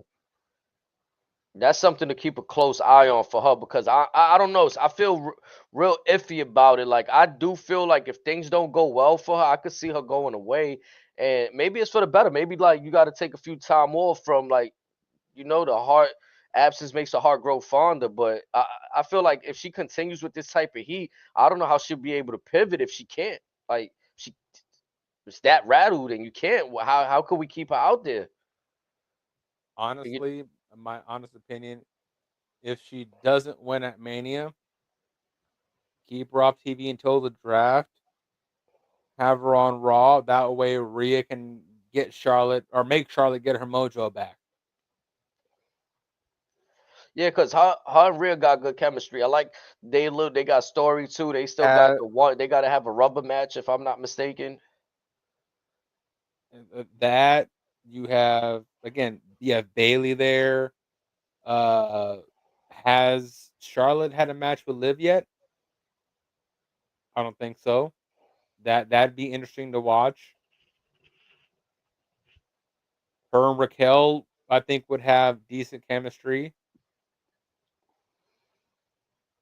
So, but yeah, this is gonna be a weird one. I'm hoping for the best, but again, Charlotte's got to shake whatever's in her head.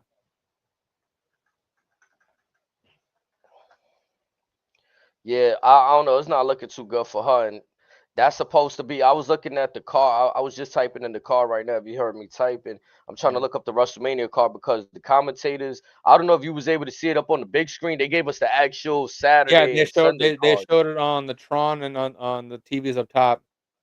Yeah, That so match, the crowd reacted. That got crickets.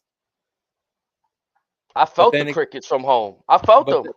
but then, honestly, they didn't react to a whole lot of matches. There's only a small handful that I they felt reacted that. to. Yeah. It felt like like everybody just went silent after that. Like, oh, you just hear the commentators. And I wanted to make the point that both Royal Rumble winner matches will be on Saturday, not main events. And Yep. I don't even think they co-main possibly. Jay's the co-main for the triple threat, I believe, Okay, and that's we don't know probably the. that. I mean, either that or opening. No, that match can't open up with the build that we're gonna lately. That cannot open up. Man. But yeah, but honestly, as far when I was looking at the overall card when they announced it, I'm gonna be honest. Out of all the matches for both nights, you could have just picked anywhere from 9 to 11 matches and just had one night just fine. And 11 is being generous. You could have just been cool with 9 matches for one night. I think like I'm gonna be honest. I'm starting to like the idea in my head, but it got to be carefully done. That like if you're gonna have a 2 night WrestleMania, some part of it you got to happen like how last year happened, where what happens in night one affects night two. All this random, just like oh yeah, we gotta find stuff. Like somebody got to do double duty, or for like Well, so like let's play devil's advocate for a moment. Let's hypothetically, let's say Punk or Seth wins the triple threat. Who's to say that let's say Seth, for example, who's to his favor isn't to interject him for the match with Cody and Cena? right. Maybe we get a part two of the heist. If Punk wins, who's to say he won't request the same thing? Yeah, then I'm if it still happens that way, then yeah.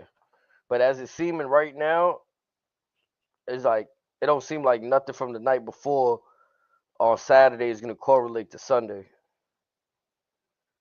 What I do say also is interesting that all Bloodline members, if I'm not mistaken, are on Saturday.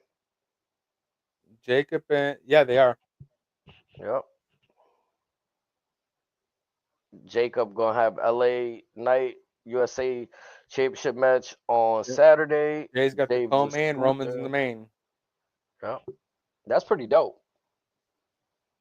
In that sense, that's pretty dope. You got like 3 different members of a bloodline of sorts. Because I can't say Jacob was in a bloodline with Roman, but he was in that other bloodline with Solo.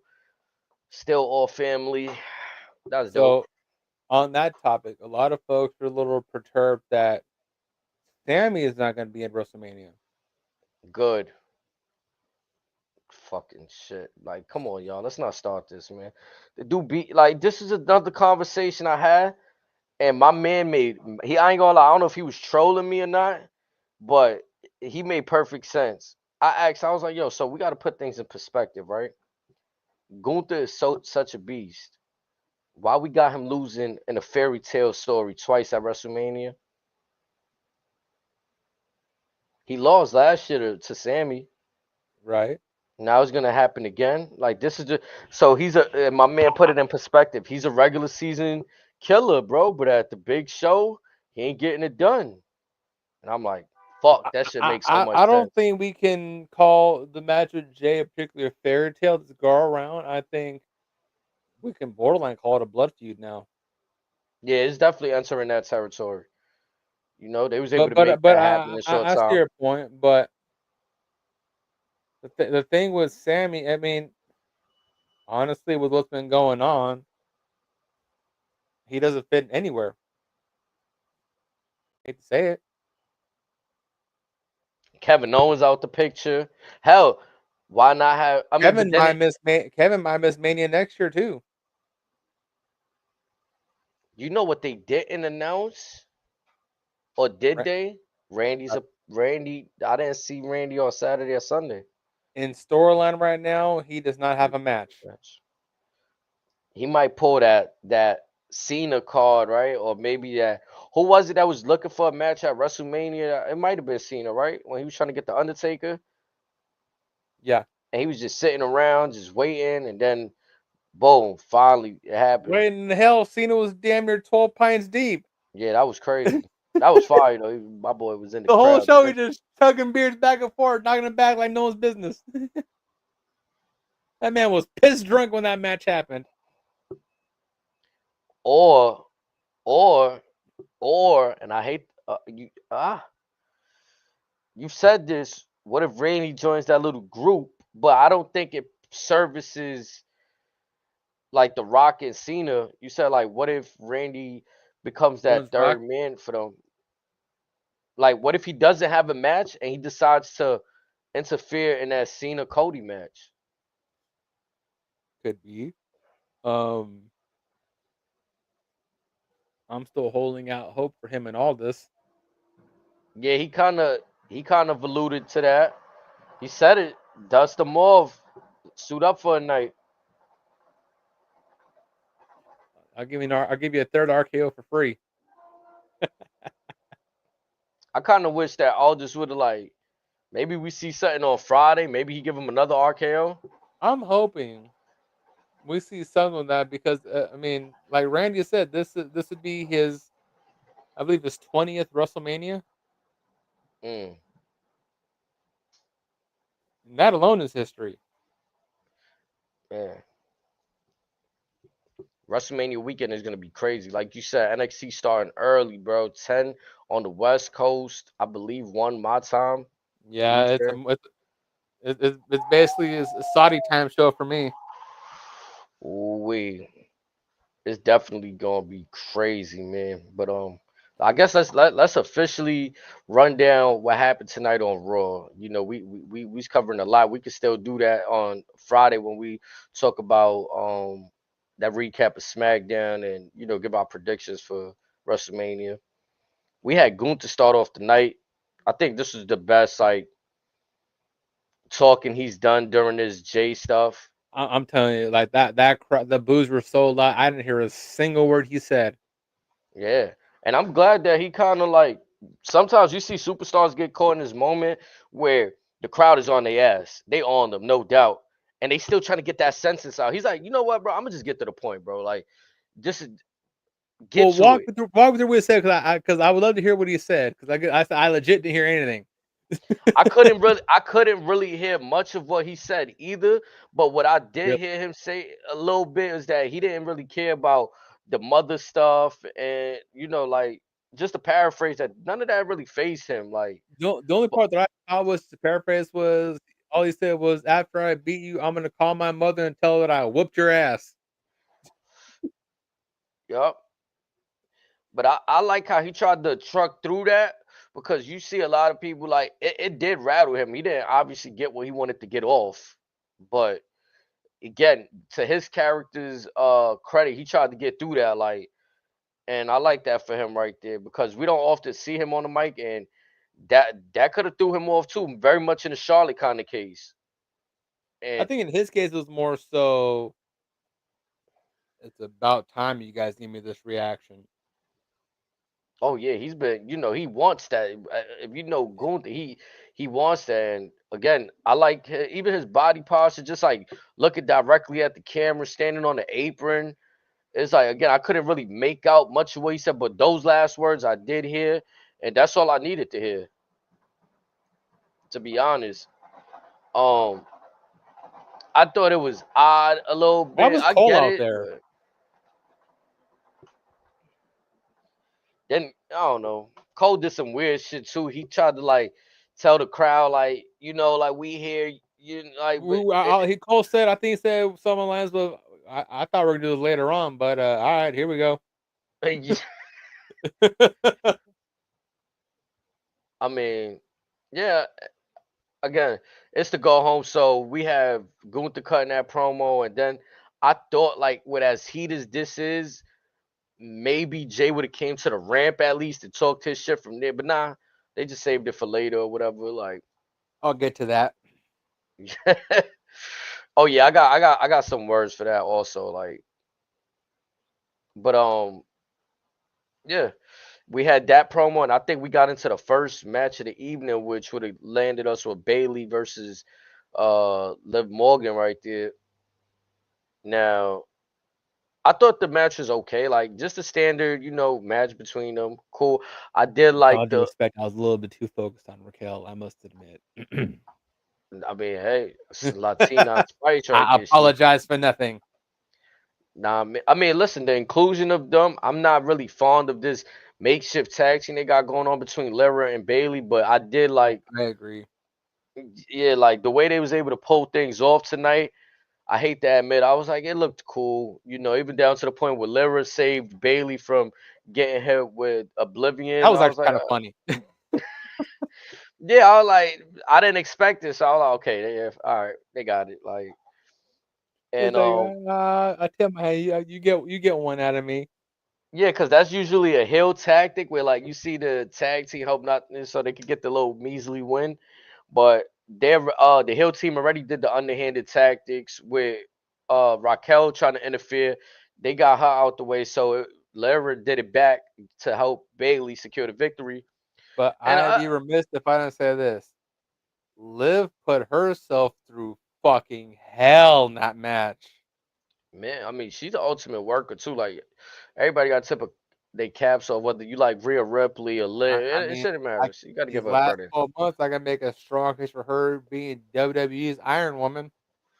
Oh yes, I mean, listen, I was streaming the other day, just video gaming and landed us into wrestling talk, and my community had the conversation that Liv was carrying 24. You know what I'm saying? I can And make Rhea a had strong case 23. for her. Yeah. Like, she is definitely coming to her own these last couple years. I mean, I definitely say this though. I remember when she did get her hands on that championship, when she beat Becky, she was like, she was the talk of the town. Her and Dom were the hottest things around. Like, you know what I'm saying? Or even before that, we saw the signs when she had that match with Ronda. Ronda choked or put her armbar in, instead of like crying, she was just laughing before she passed Oh out. yeah, Like, they knew that's the when you knew toughness then. something's there. Yeah, they seen that knew the toughness did also. So they had this match. I thought this was one of those meaningless matches to me, honestly. That's like kind of what you said. Why have that match at the pay per view? They could have had that tag team match tonight. To be I would have honest, preferred it. because honestly, like, I don't see Bailey and Ladder winning. I can't see that. and if that don't result in a Bailey turning on Lyra, I'm like, I just don't understand what are we doing here? Like, I'd rather see Lyra turn than Bailey, to be honest. it wouldn't I, make sense. Like, or not that it wouldn't make sense, but Bailey would be right back in the same position, same gear, same well, shit. how Like, many times have we seen Bailey switch back and forth between babyface and heel? that's what I'm saying. Let's Especially switch it under up. this. Let's let Lyra do it, because let's see what Lyra can do with that type of power momentum. Because we've said that Lyra's talented in the ring, but she's missing something. That could be the missing ingredient. Yeah. We've seen what's been doing for Naomi. My Let's let thing is Lyra run this. with it. I feel like Lara's probably the most the champion out there that loses the most. Like she lost to Bailey in a qualifying match for the elimination chamber. Now if they book her in this tag team match, they're gonna have her lose that. It's not like she got many matches out. It's not like, you know what I'm saying? It's not like, okay, she's probably what, splitting her win record or maybe just above Well, 500 since winning that. okay, so you have Bailey take the pinfall, and then you have Lyra just put the pause on her, saying, "You dragged me up for this." Right. But then it's like, did she really win? How were the tag teams even made? Like they just fucking There's that too. I said, these makeshift things never pan out. like I'm be what when that shit happened on SmackDown, right? Yeah, the I'm be gauntlet honest, match. bro. That shit put me to sleep. I'm be honest, chat. Like I did not need to see 5 matches of that shit, or 4 to 5, whatever the fuck it was. I didn't need that.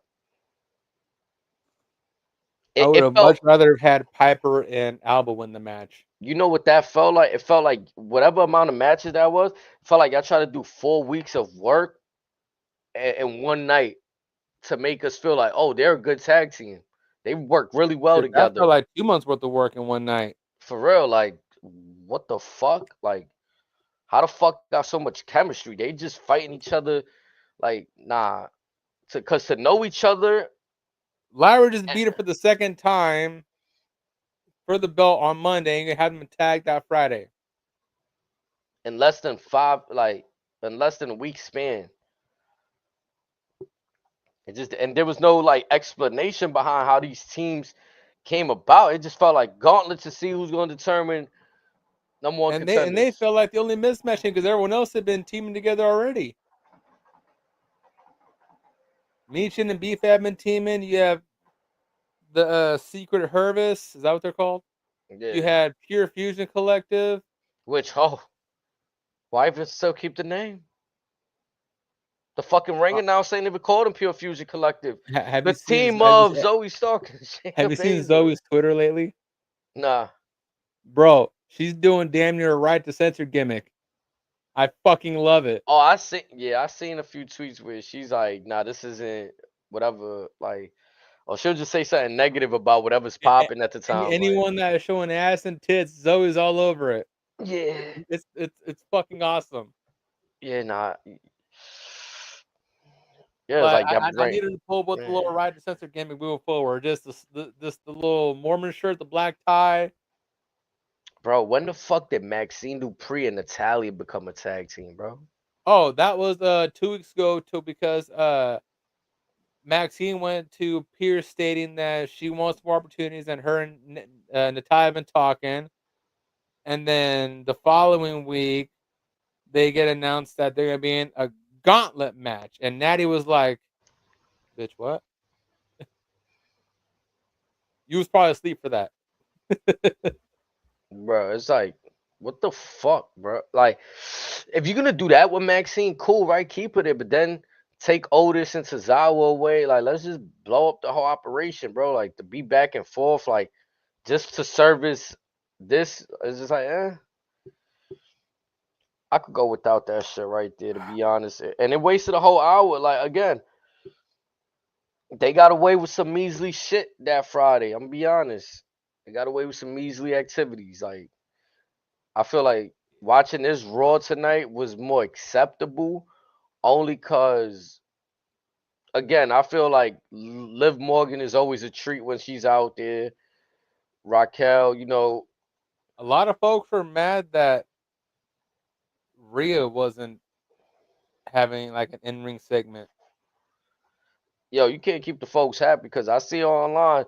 Like, you put her too much, you feature her too much, it's a problem. She's not there, it's a problem. It's like she takes a photo in a bikini, it's a problem. Like, what can the girl do? What can she do, chat? It's not her fault. She said it from the beginning. Mommy's Jealousy on top. is a funny thing, isn't it? Yeah, man. Like, I think we spoke about. I don't know if we spoke about it on air or like private, but like it seems like the fans have like an affinity for this underdog. Like, once somebody's tasting that success and they're on the brink of like being untouchable, they don't want that. Nah, untouchable, we don't want that. Get out of here. We don't like that.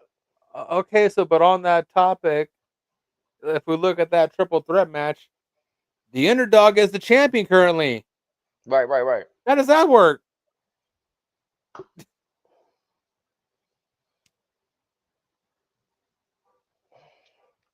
Like, And at the same breath, can we honestly call her an underdog when Rhea's never beaten her? nah. I mean, she's just an underdog by definition. If you want to match up the What frame of their size? That's about bodies, it. yeah, that's like always saying Royce Gracie. You knew he was a black belt, but because he was going up against 400 pounders, fucking dude was always the underdog in the fight, right? Like, but you knew That he could win that shit. that's another match to where I can see it being a classic for the women, but also I can see it being a car crash at the same time. I mean, in a good car crash way, like I need commotion in I that don't match. know. Like, That's a problem. I don't know at this point. I That's would one of those. like to see Is it Jade that or Naomi. that match is on Sunday, I believe, or is it Saturday? I'm not sure. I don't remember that one, to be I honest. think that one might be on Sunday, but I think that match should probably start the show. I'm not sure. Cause the ones I was trying to pay attention to the most, to be honest, was where the placement of the Royal Rumble winners landed.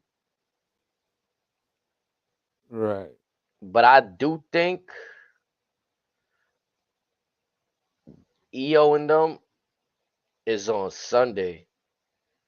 I think so too.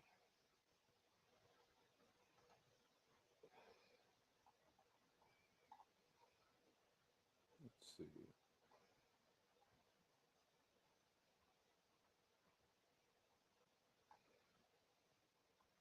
Yeah, that's on night two. Yep, I'm looking right now. Mm-hmm.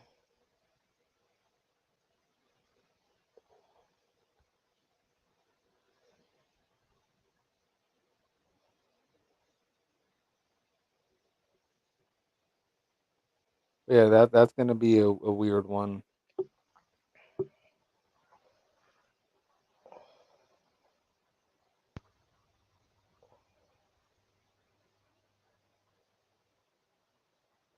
Wait, when did this match get announced for Mania?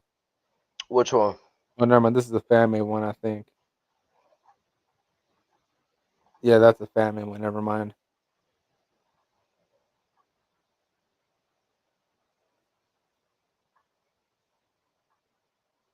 I don't know if they've been doing it like this, but did you notice that night one got like the cards and then night two got like a different graphic? I actually kind of like that. I did. I enjoyed it. It made me All, like, I don't know. you know what else I noticed? Night one's got basically a sponsor for each match, and night two is they're all basically sponsored by Snickers. Mm. Cause if WWE could do like, remember last year, both nights had this. Oh, it's been like this almost every two night that they look the same.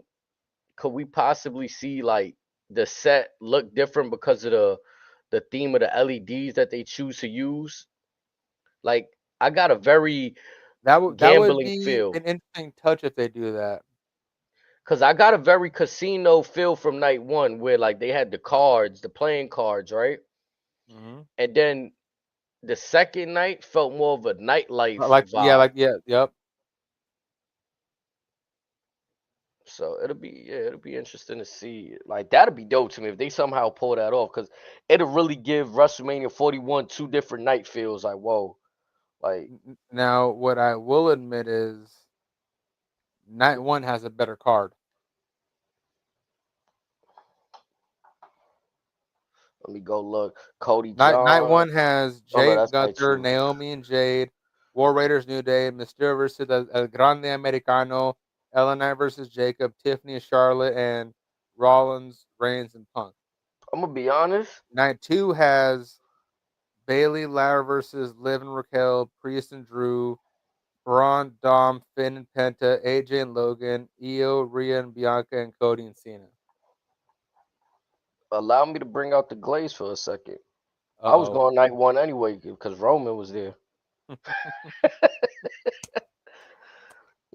Chat, feel me? Like it ain't Thanksgiving, but glaze is there. Cause Like they say, respect is earned. yeah, and I do think like no bullshit. I do feel like Seth kind of touched on something in the promo tonight that it is true. Like whoever does win in some sense is gonna like dictate what the landscape of the company is gonna be. Yep, that's fair. Like like he made a point. Like we got a whole bunch of little CM Punks running around. We could feel like, which in my eyes would be the people like Cody, the people that left and came back, and then you got the company loyalists that haven't went nowhere through the good and bad. Who Seth is talking about? Well, here's my one problem with that promo. How many times have we heard the story of the full timer complaining about the part timer? Hmm. We hear it at least once a year, whether it's Rock, Roman, Cena, Brock, Punk, allegedly Cody at one point. Even back in the days when it was Triple H, Undertaker, Hogan.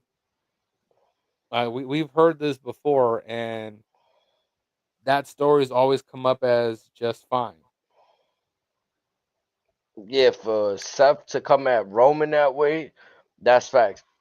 I thought it was a little bit more like, you know what I'm Cody saying? did it last year, and Roman basically said, "Well, basically paraphrase like, I earned being a part timer. You should always aspire to be a part timer because again, you're making arguably the most money, and you call your own shots. Hmm. You shouldn't, in theory, as if you conduct yourself as a business person, you shouldn't want to do the 9 to 5 forever." Right. And yeah, it's masterful how Seth has been able to like do most of the talking in this. Now I know we all know he got good chops, but again, due to the popularity factor, it started to seem like even tonight's promo, he said what he said at one point, and the crowd goes into chanting CM Punk, CM Punk, like,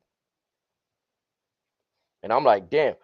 Usually they let Seth get. It's kind of like they're getting impatient with him and his promo, but I still think Well, that. I mean, again, but also Seth's also touching on the history of the past, Hmm. and it's almost like the pot and the kettle bit to a degree because it's like all this mess started because of you. Right. Had you not swung that chair 10 plus years ago, the situation may not be the case. Had you, as Punk puts it, shown more respect towards him as your elder statesman, there may not be no bad blood there. That's why they both killed Seth with the line of loyalty, saying he don't know. You Yep, know what I mean? So that they that got him killed his whole on that. story Yeah, they because got it's him there. facts. But being loyal doesn't mean that you can't still like tell a fact. You know what I'm saying? That's what he's been doing. He's been kicking straight facts. Even down to the point, like, yeah, I did the grimy shit. Like, yeah, I did it.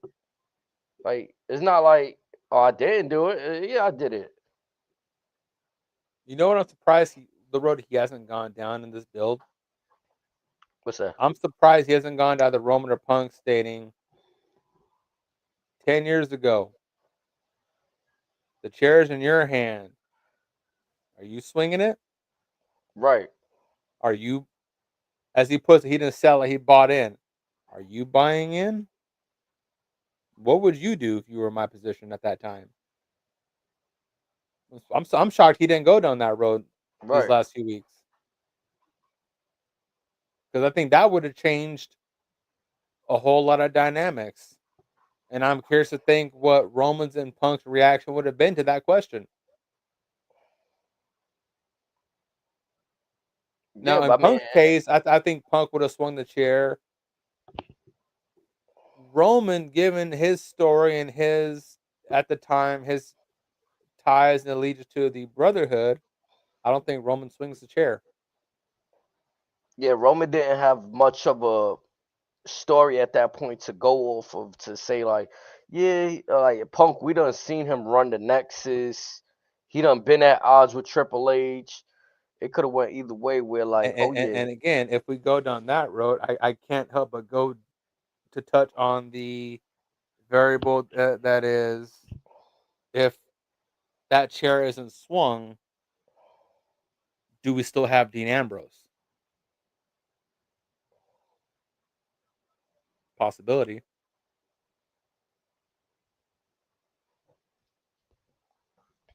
one thing they knew for certain, or at least Vince knew, he wanted Roman to be that guy, and Seth was gonna be the other guy.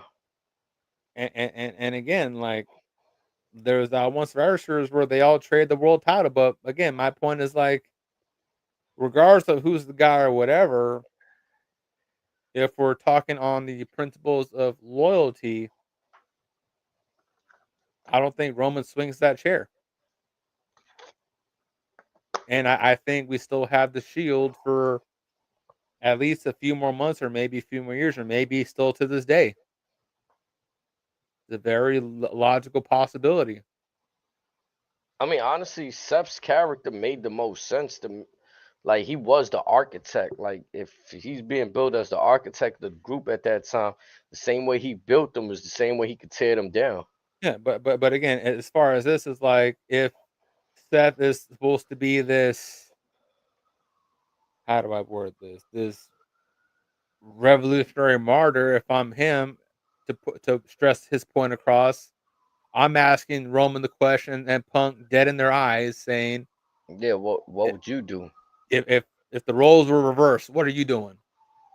You know they ain't gonna have no answer. Well, no, like I said, no. I think Punk will have an answer, and Roman will just sit there, just stoic, and just stating, that never crossed my mind.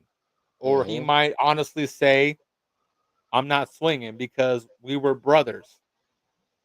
This is about loyalty and stress that. Like, I think again, this story didn't need much to begin with this triple threat, but I think that would have added more personal layers to the ultimate destruction that was the Shield. This would have essentially answered a lot of questions that folks have had over the last decade. Like this could have been one of those. Some could have been had a few aha moments. Some could have went down the rabbit hole of okay, if this happens, does this happen? Does this happen on top of that? Do we still get this? Do we still get this? Like how much of the current landscape that we know today actually changes if that chair is never swung or if the roles reversed and Roman decides not to swing the chair.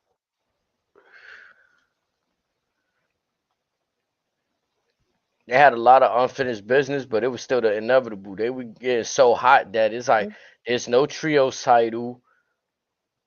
I mean, But again, you they you could have didn't need it. I siphoned the mean, tag team, but you could have had each person have a world title. You could have easily had. You could have given Mox an easily lengthy IC reign or world title reign or whatever. Like I it mean, still could Mox was the it's first still champion out of them. I think he won the right. United Yeah, States yeah. with But like them. in some Hmm. way, if done accordingly, if you still keep them together, you could. If Vince's plans to have them like Seth and Roman as top guys, this still could have worked. It would have taken some effort, but it still could have worked, I believe. Yeah, But we'll never know.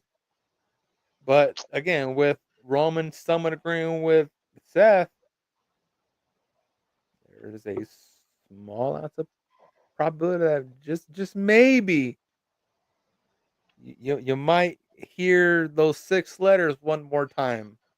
Roman may bring back the flak jacket. Who knows? But I don't think it'll be as impactful without the third man. And he may be a Wednesday night lifer for all we know.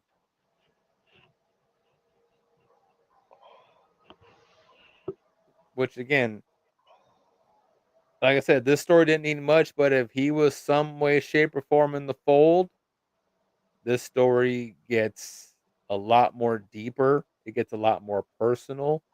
And yes, it's already a main event match, but I feel that would have solidified that this would have been the marquee main event. I still think it is, but this would have been the official stamp saying, no, this is the most impactful triple threat assets put in the company's history. oh, I definitely feel like part of me feels like there's something just like, but I think we'll get it at Mania. Yeah, That little like, or we're getting something, but it's one of those like, could you imagine just a fantasy book if he was here with us as well? That's all. right? That's my point. Mm. But like I said, this match it's still going to be great. Yeah, that's the match I'm looking forward to. I'm glad I'm getting it on night one. I don't gotta wait the 2 nights, so it's like that's the extra treat. You feel me? Like, cause I'm not really one of those that care about night two's the real main event. You on last, you on last. Yeah, Who's to say like if somebody look at both cards and they even want to watch both nights? I mean, a fan of WWE or wrestling gonna watch both nights. But like, let's just say there's some people that's really divided. Like they really pick nights that they want to watch. Like, nah, this night better than me. Like, nah,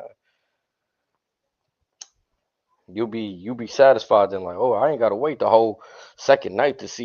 You know what I'm saying? Like, it's going to be interesting.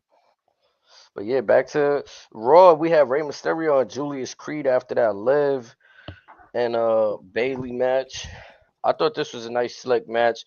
Rey Mysterio always great. I think this ain't the first time Rey and Julius been in the ring, but I think just because of his height, Rey's able to do some amazing things with Julius. Like they work well with each other in the ring. If I may say that. It was a fun match. I absolutely lost my shit when the ref eliminated everybody. Yeah, that was funny as hell. That was fucking hilarious. Bruh, it needed to happen. Like everybody just started losing their shit. Just everybody's there. Like, what's going on? Now, did Netflix pick up a chant that because a lot of folks were chanting Ivy got screwed because she basically did nothing to interfere. I don't know if Netflix picked that up or not, but I was on my neck laughing my ass off hearing that chant. Nah, I could say this. I wasn't doing anything but watching Raw, and we ain't hear that. Oh, It that's must. a shame. Yeah. I mean, maybe in somebody else's feed, but we didn't hear that That on. because if they caught that, that would have been hilarious. But I think they got eliminated, I think we all knew we were gonna get a cameo from El Grande Americano. How you feel about the whole head, the little silver plate he's putting into the face mask? Honestly, I'm starting to think like this is getting a little too ridiculous. Like, I enjoy it, but I don't in the same breath. Like, it's getting a little too out of hand in my eyes. Now I agree, and because of that, what should have happened, in my opinion, was Ray should have called for a lucha de apuestas match, being mask versus mask. That might have saved it, but because it didn't, we're going, as Mackie puts it, the Mickey Mouse route. Corny gets to it already. Streets, I agree. Like I said, there's no reason why this should be a Mickey Mouse match. I mean, the match is gonna be fine. Don't get me wrong, but it's like, eh, Yeah, this it is just one of the still matches like where the match, as good as it's gonna be, isn't gonna matter because everyone's gonna just be waiting for the finish and the inevitable unmasking. That's it. right, and it's like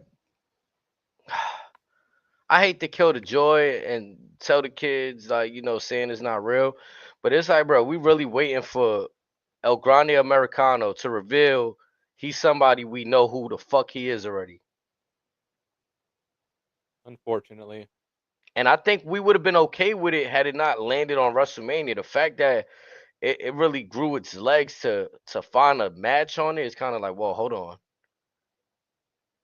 and again, this should be an opener, not middle of the show. Just get it over with. At least in my Mm. opinion. Yeah, that I don't know. It's just like something else would have. Like, I think I would have feared more if something was on the line, right? Like, Let's oh, say mask versus you mask. could do Mask versus Mask. If you went the route of Ray versus Gable, you could do Mask versus Hair, something. There were better options to make this program salvageable, but more importantly, entertaining. Or you could have did a. You don't want to do the mask thing. You could have still did like a loser leaves town match. Like, remember how they used to do before? And you could book that either way because you have Ray lose. Well, you just go to SmackDown. Didn't they do that Mania a couple years ago with Dom and Ray? The loser leaves the Loser leaves the brand brand. type of deal. They might have. I'm not sure. I don't remember, but that's possible. But I mean, like I said, there's stuff you could have done that could have helped us a little bit. Yeah, it's like it's crazy because I think it grew legs of its own. I don't know if this was always the plan, but I really feel like this grew legs of its own. Like, I think we were interested to see. Well, I'm gonna just speak for myself. I wanted to see what the whole dark arts business was about. Chad Ye- Gable, Yeah, I think we walked away from that a little bit too quick. yeah, like he got a phone number from Dom to be a gimmick, and then it's like there's no problem with that. But then, who's this Mr. Miyagi looking guy in the like? Like, what are we doing? We'll never know. Right, like the shit. What the fuck? To then now resulting to using the metal plate in the head is like, bro, Logan Paul's already doing the metal fist thing. What the fuck are we doing? And that's a real plate in his hand. Yeah, like he's doing the metal plate thing. He just did it, and like it's happening twice in one night. Come on, Like I what? Just said, because it's a Mickey different, Mouse. Lex Luger did it first. I remember that the forearm thing. And in New Japan, El Phantasmo had a loaded boot when he did the super kick. I said it's been done before, but I said there's ways that could have made this more palatable, but they opted. This is one of the matches where it's just for the kids. I'm guessing. I don't know. And then it looked a little. It's not too bad, but it looked like it wastes too much time. We got to watch him put the plate in his mask and all this. Like it'd have been more to me. It'd have been maybe if I don't know if it's done easier that way, or if somehow he could have did that and that after the end of the match, like slid it from under and threw it, or did something What like they should have did from the very beginning was they never show don't show Ivy slipping that thing to put his mask. Just have it already in there from the jump. and that be the reveal the whole time. Like, wow, Yeah, that's what's been going and on. then he can just say, "Oh, well, this is just my I'm just shoot from the hip. My American pride that protects my head, so I can't take damage or some stupid shit like that." Right. Yeah. But the next match made me feel a little bit better. I'm not gonna lie. And what we got after? Oh yeah, we got AJ and Karrion Cross after Yeah, that. and we have the return of Fallen Prey. It did feel refreshing to see him get back to the old music, the old entrance, because that's one thing the people spoke about for a long time. He's been stripped of his trajectory, what We made him just need hot. that man to shave his head again, then we're good. But that again, those two they've always had great chemistry together. Hmm. I thought the match was decent. I didn't think we was gonna get this a few days before Mania, but it was a good way to get it. Well, how we got there was Cross's mouthing off, and AJ being the fiery sparkler that he is, just said, "Oh, this is all funny, haha." Well, guess what? Me and you next week, run it.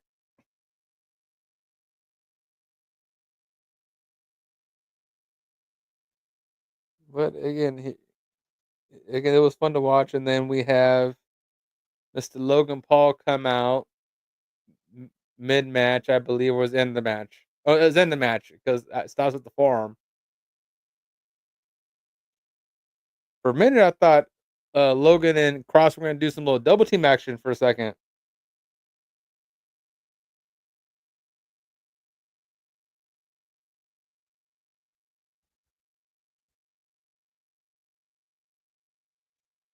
Yeah, I don't know. Like I thought it was gonna be more to it, but Logan Paul. I mean, he's there. He's showing off his pulverizer. I think that was the selling point to get us invested into their A match. pulverizer. Yeah, the pulverizer. Oh man, that joint. That move was beautiful. I think I've seen It, it it, total probably it like three or looked four times. incredible in person. I'm gonna be honest. Oof. Got that snap on DT at the end that make Jake Roberts proud. Yeah, like I didn't expect him to like really just manhandle or make light work of AJ right there, but I feel like AJ's gonna pick up the victory. Just off like seeing that, that's how I feel. Like I'm kind of leaning towards Logan to be honest. But I that's one mean, of the matches. I mean, AJ is a consummate pro. He can get a good match out of a broomstick. Let's be honest. So like, this is gonna be incredible to watch. oh yeah, for sure. I mean, so that's a plus right there. Setting up like, I mean, they did good setting up like everything had to do with WrestleMania tonight. I feel like, but again, to me, this was a better thing because I wasn't really invested into AJ Styles and Logan Paul like that. But just seeing how AJ caught height on that pulverizer move, Oh, I was like, oof. again, as talented as Logan is, this match is gonna be something that we may be watching more than once. But I digress. But after this, it seems like the real meat and potatoes of the show got going. Right. because we had the Yeet Man pull up. Back in the all black once again. But see, this time compared to last week, once he said his piece to Gunther, he seemed a little more relaxed. He was able to like just have a little woo-saw moment, just embrace the crowd, whatever, kind of to make up for it. And what do you think of first off, what do you think about the fact that we had to run back the theme song again, which I wasn't mad at because the crowd was going absolutely ballistic. But he seemed, even in his promo, he seemed almost like a silent killer almost.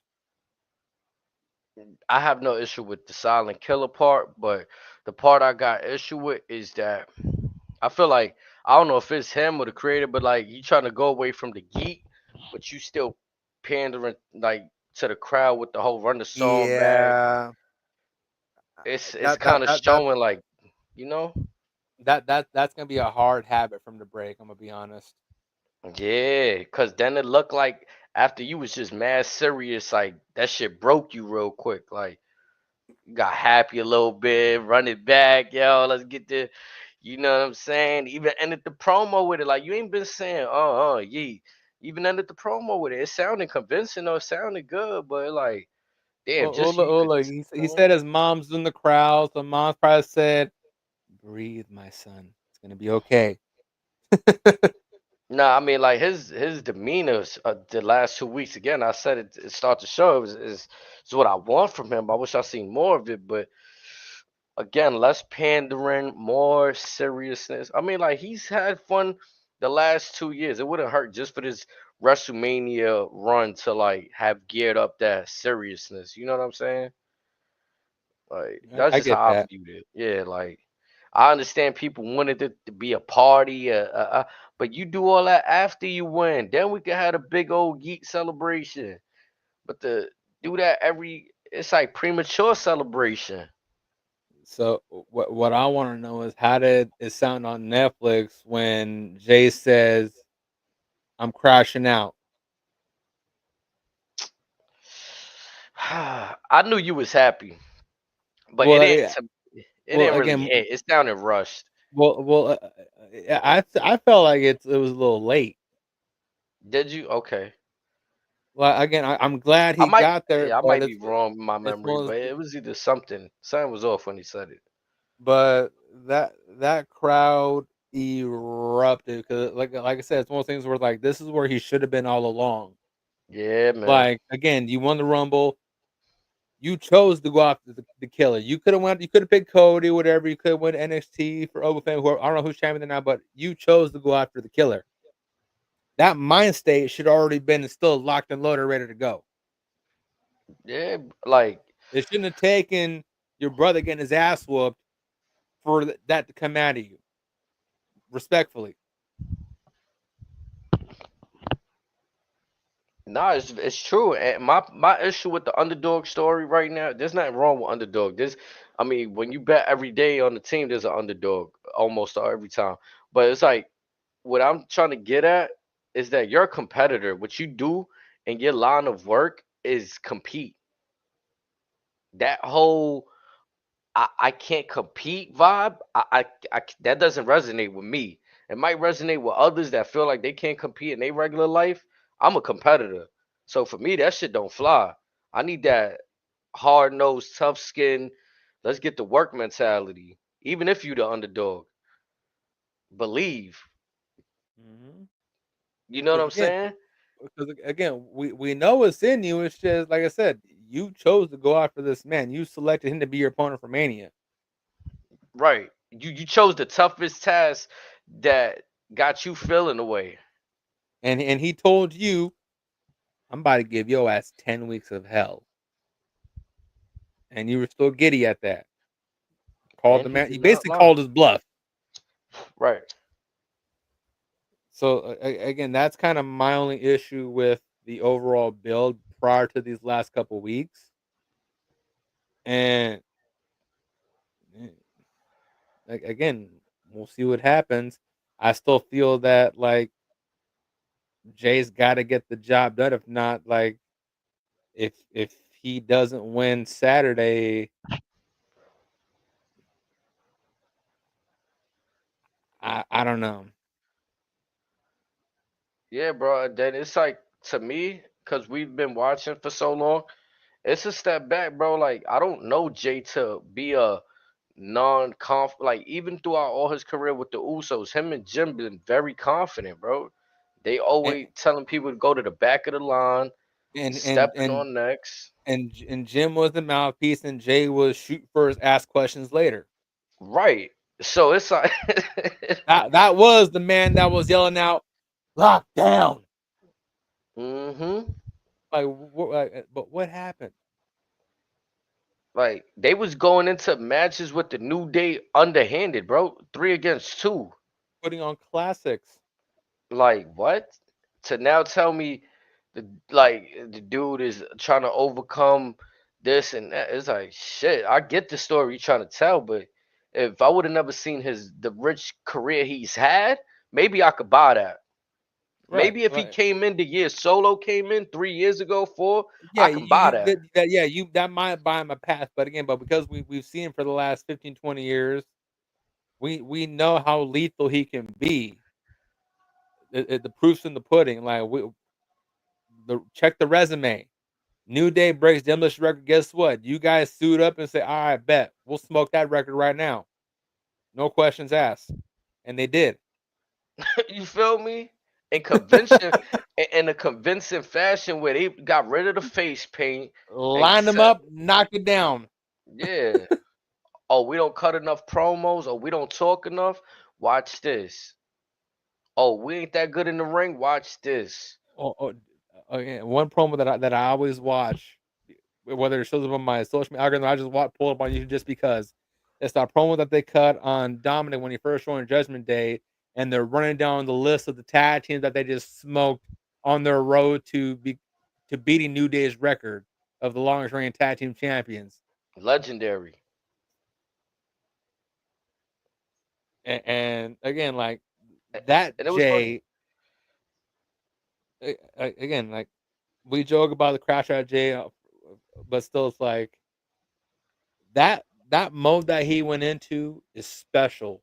And again, we know that killer mindset's in him. So, and like, it's just puzzling to see this character trait become what it's become, and it's almost like he had to rediscover that, and it makes no sense. Right, and then it's like given everything you've just overcome, even in the last whatever it is, year or 2 years, it's like I'm not trying to say Gunther's not the toughest, but he might be the toughest. But then if his character's really saying that, that's undermining all the fucking work Roman has done because, like you said, he's the last person to pin. Well, before Cody, the last person to pin Roman. It's like, damn, you had the guts And to do that to Roman. he was also the very memory serves the very first person to pin him in Yeah, Roman's like career. so it's like, come on, bro. Like Roman did all of that for you to be scared of Gunther. Like, And, not and, again, not and, trying and to say Gunther ain't scared worthy, like everybody, but like, come on, you just took out the champion, a record reigning champion. Like, Gunther has been a champion 80% of his WWE career since he signed. yeah, you should be And looking at that like that's who I want. Like the same way you said he picked him.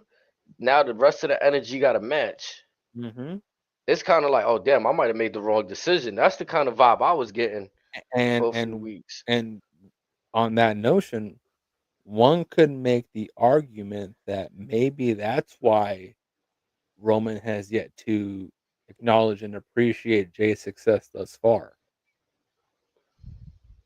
And I'm not gonna lie, if Jay doesn't win, it's a double flex for Roman because even if Jay wins, he could still say, "Well, look, I had the pull to be the main event, bro. Like you won the Royal Rumble and all that, but my name And Ro- overseas was been done for 30 years." and Roman will say, "You shit the bed and you let the family down." Yup. That'll be the first thing out of his mouth. But again, maybe it's because Jay has let up and all that. Maybe, like I said, maybe that's why Roman's never fully appreciated, which has thus prevented Jay from being both feet in back in the bloodline. Because remember, he's still 1 foot in, 1 foot out. We joked Mm-hmm. about Roman's new shirt being all white, no more red. Bloods run dry. Right. That's So, definitely the vibes I'm getting. Like no more red in that color scheme. and again, that could be the case.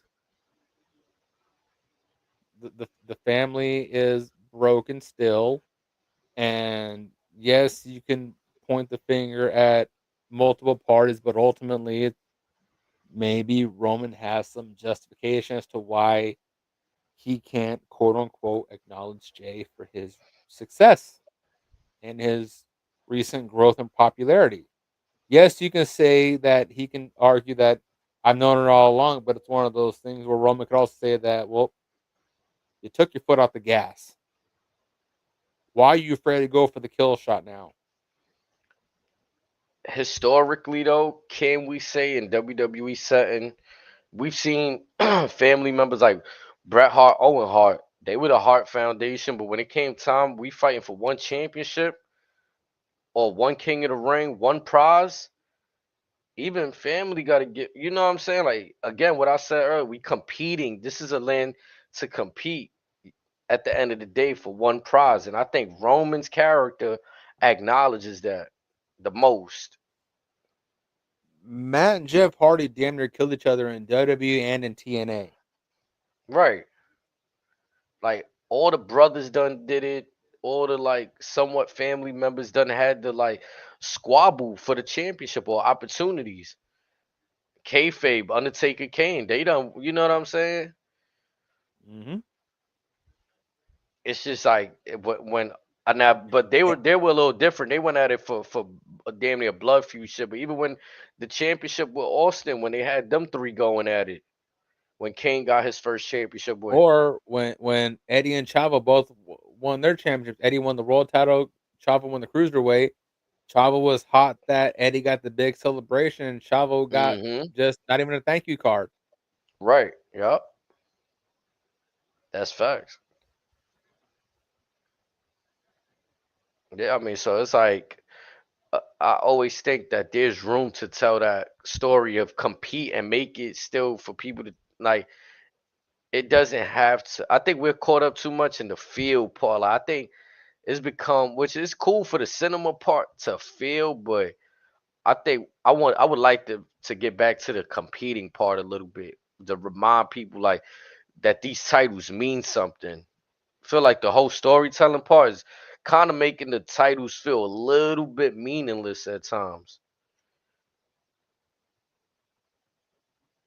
Especially when we could pull a power move like this, like, and say that again, like to my point, Roman's name is so big, CM Punk name is so big, and what they story got to offer that we're gonna shove aside what we've been throwing for 30 years that the winner of Royal Rumble, well, how you think Cody got his win? He won the Royal Rumble. We're gonna just Twice. change all of that, right? We're gonna change that history. You know what I'm saying? And it's because the things are becoming less meaningful. It's like, how can we say that that championship again? Like when they bring out two belts and they gave Triple H the World Heavyweight Championship, that had prestige still. And you got the other one to rival was the WWE WWF Championship, prestige. This is unprecedented. This is almost universal title era where they made a new belt, and for quite some time the universal belt was shitted on. Oh, the red belt. People used to refer to it as the colors, the red belt, the blue belt. Yeah. And then Brock and Roman unify the belts, and then Roman has both belts, and then ultimately, because Roman's so dominant, they make a new belt form, which is the one that Cody has today. So it's hard to say that that belt that Gunther has this prestige that makes, you know what I'm saying? And then it don't help that the story Jay that they having Jay tell. It don't help that. Because Gunther's what, that belt's third champion Yep. in what, 2 years? Yeah, because it would be Seth? four, kind of, I think. No, it's gotta be two. It's Seth, gotta be two because that Drew, belt's very easy. It was Seth, Drew, and Gunther. Damian Priest. Oh, yeah, okay, yeah, so fourth champion. Damn, then my man Damian like that. I thought you would have forgot Drew. I forgot one of them. Nigga, Wait, Drew, wait, wait, Drew what? got What's the Drew? Wait, shortest reign. He got wait, cashed in on that last year Mania. Remember, Seth lost to Drew. Damian came that's out right. because CM Punk whipped his ass and fucking All, cashed in on him. all Drew had to do was go back to the hotel with his missus. Man, that's all he had to do. But yeah, four champions to this point. It's hard to say, oh, this belt got, like Seth did his best with that. Damien attempted to do something, and now we got Gunther. So it's been kind of like it's four, but it's really three. But again, it's like I said, Roman has the star factor. He has the name value, and honestly, there's no guarantee that he can salvage that belt. I mean, I'm sure his name being attached to that belt's lineage will add some notoriety to it, but let's be honest, like, will it really fix it? Nah, and when you say name value, that's true because I could talk to my parents who are, elderly or whatever, and they know who a Roman Reigns is. If I tell them Gunther, they're gonna look at me like I'm speaking a different language. What are you talking about, Gunther? And folks may not even know his previous name of Walter. Yeah. So it's like, yeah, the name is there for Roman, obviously. So it's crazy the spot that Jay's in, the story he had to tell leading up. I like this promo for him. I didn't really like how he panned it a little bit, but again, eh, if the crowd likes it, then it served its purpose. You know what I'm saying? That's in that particular case for Jay. I guess that's what matters because But that's his goal right now. but also, I think the big issue with that is Jay could probably pull up, drink a prime, and dip, and the crowd will still eat it up. If he do it the right way, because I feel like we got to nah for seriously, because we got a lot of people that's waiting to point out his bad mistakes. Now, I also do feel like seeing and studying the people that come out and say these things, I feel like the people that want to point out all of Jay's mishaps might actually be AEW fans on the low trying to stir some shit, to be honest. But that's like that could be a whole other case and study. You know what I'm saying? Yeah, I But can see that. because it's weird, bro. It's like you see all this talk online, but and when people still you see the people with the merch, you see people yeeting. It's like in real time, the reaction is different. People still love Jay, but the online chatter from whoever got this agenda, it's like the online agenda is just different. Well, also, I think a part of that has to do with folks aren't going to let him live down his match with Jim at last year's Mania. I mean, Like, there's they're got to not. be some kind of redemption there, but And I think this year, this match could be his redemption. But I think until that happens, a part of me feels like, yeah, it could be some of the AEW fans, but also on the WWE side, they still have that bad taste of that match in their mouth. yeah,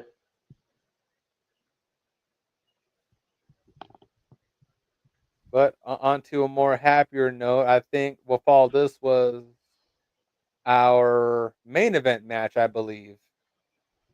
Penta But and but before, Finn. yeah, but before that, we had a little backstage segment with Braun. He was asked, I think, by Jackie his thoughts on the Mania match, and Braun basically said, "Makes no difference to me." Mm-hmm. And then did he get jumped by Judgment Day, or does Finn just Yeah, snake him? they kind of jumped him shortly after he uttered those words. Like it was like right after. They started 'Cause whooping them I out. wasn't sure. I wasn't sure if all three of them are just Finn because I saw mostly Finn just put hands on him. I don't want to see Dom hit him or touch Nah, him. it was three, but Finn laid in the convincing hits. Like the other ones were kind of like pity pat. Finn was getting the good stuff in. Cause I'm sitting there like, how the hell did Braun Breaker's shirt get ripped up? Like I was like, what the hell? And then he went in for that. Finn Balor went in for that last kick. I was like, Yeah, oh shit. but again, like I said, we had Penta versus Finn Balor, and I'm gonna be honest, Penta's pyro loud as shit. Mm.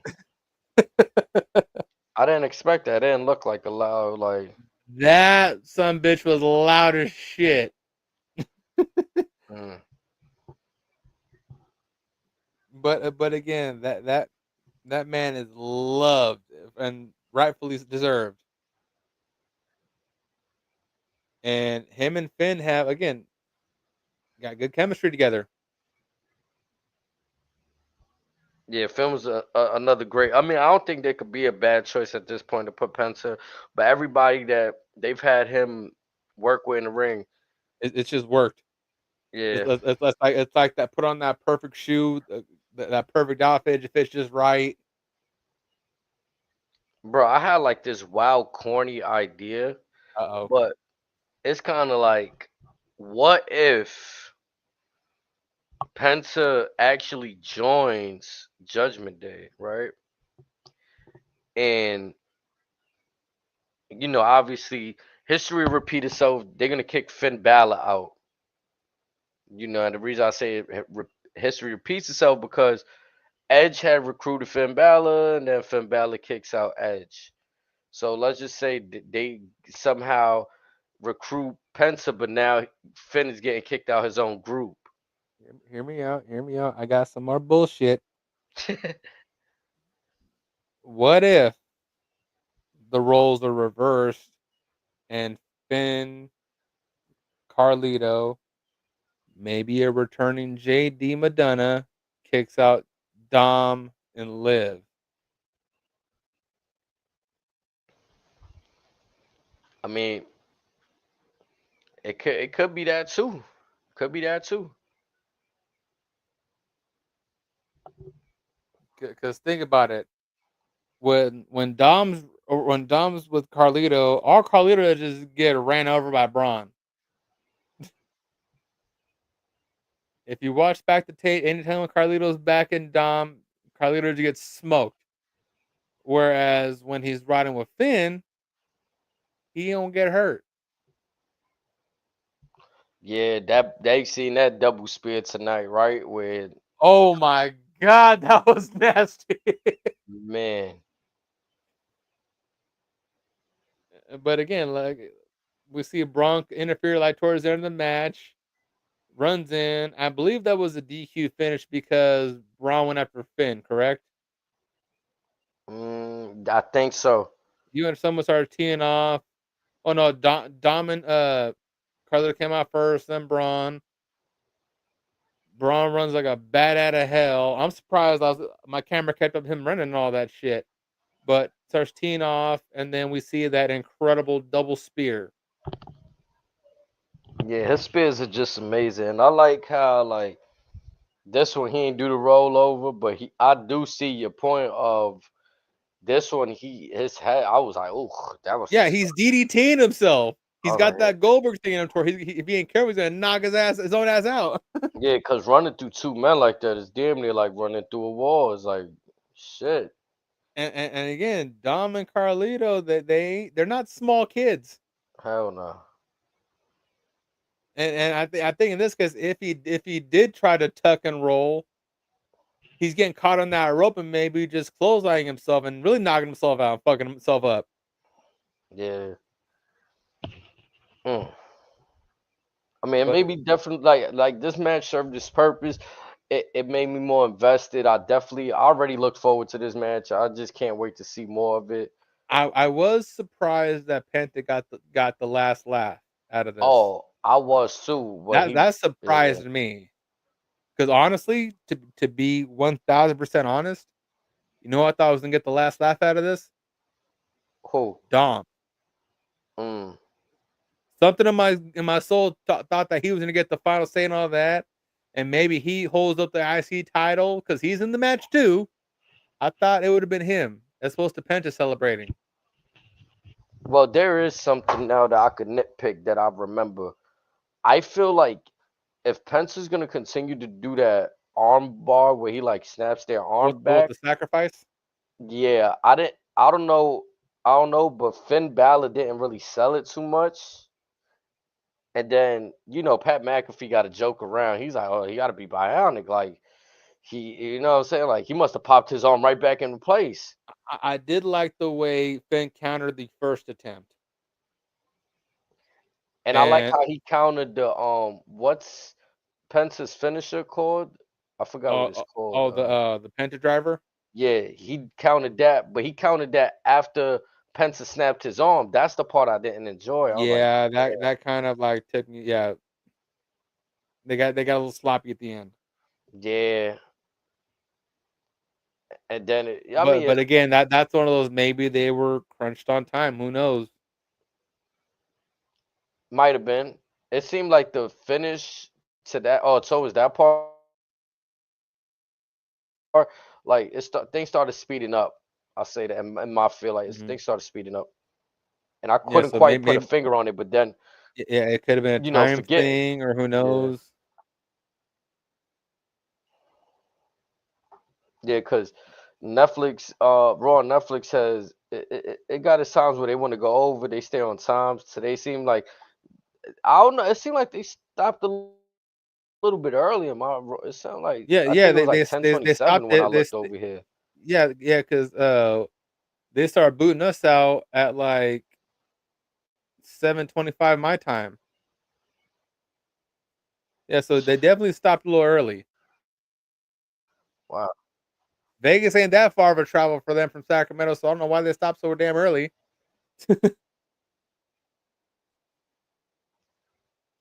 Hmm. But who knows? But one thing I did notice was when Penta went for that last dive at the very end, it looked like Oh, that was crazy. Braun's ankle got caught up because he had a little limp at the very end. Fuck. The camera angle was nice. I mean, like, I'm pretty sure you didn't get to see it on the screen and watch it happen in real time, but they tried to do it quickly where a drone angle happened when he Oh, went running I to spent the camera. half the show chasing that goddamn drone. I got it a few times Yeah, on camera. nice. Yeah, that shit look like it's real low key too, and it just be hovering like, The drone was damn near no bigger than like a can of Rockstar. yeah, that's good. Cause when Yeah, the good. I thought they was gonna have some crazy shit.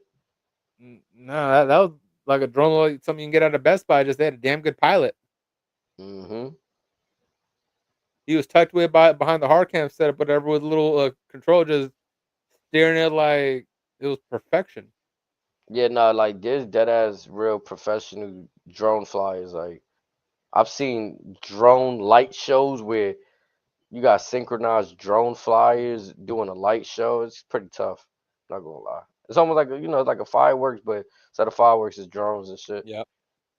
But yeah, that shit pretty dope, man. I can't wait to see like people talking about the cards. I'm kind of interested in what the spectacle. I think people forget sometimes WrestleMania is a spectacle. Like when Vince created it's supposed to be the wrestling, but it's It's the also supposed to be the granddaddy of them all. yeah, but it's also supposed to be the collection of everything: the arts, the celebrities, the music.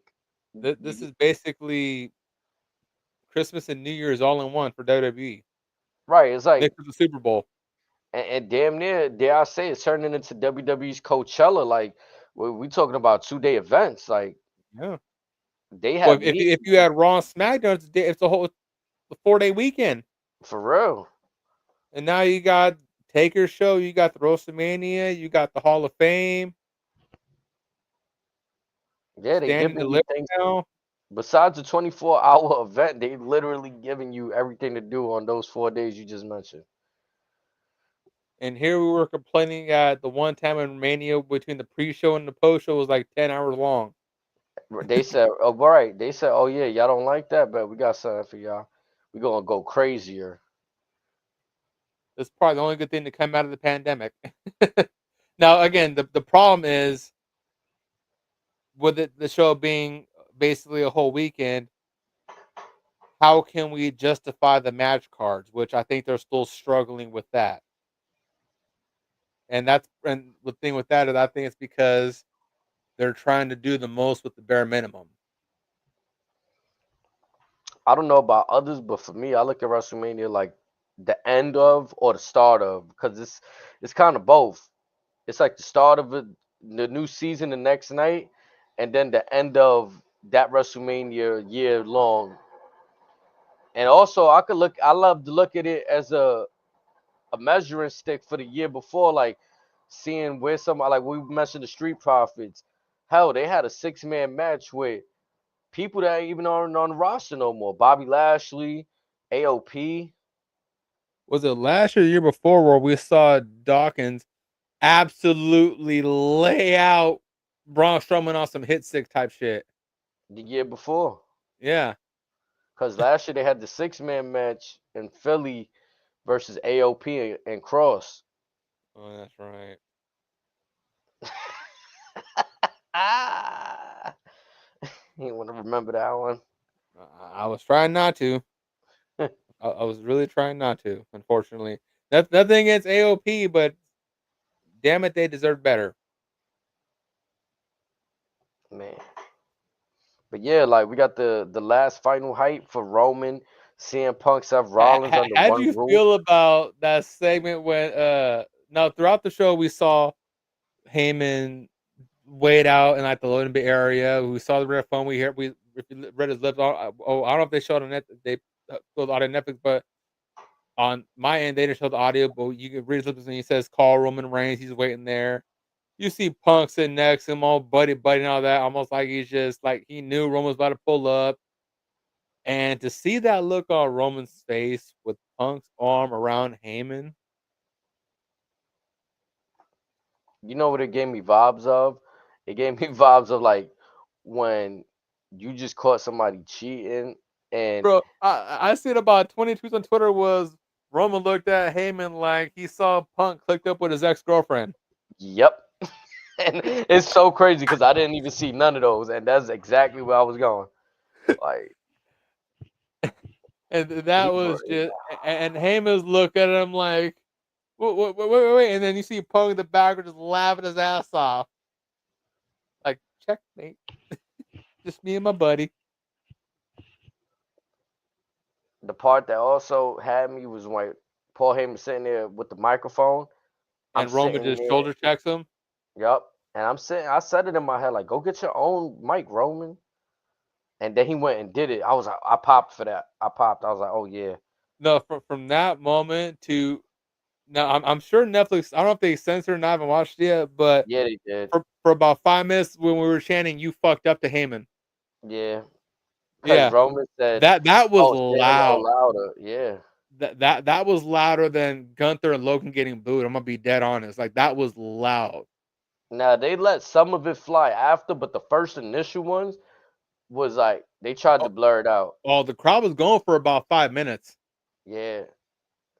But when Like, Roman tried to get his stuff off again, they had to let it fly. Like,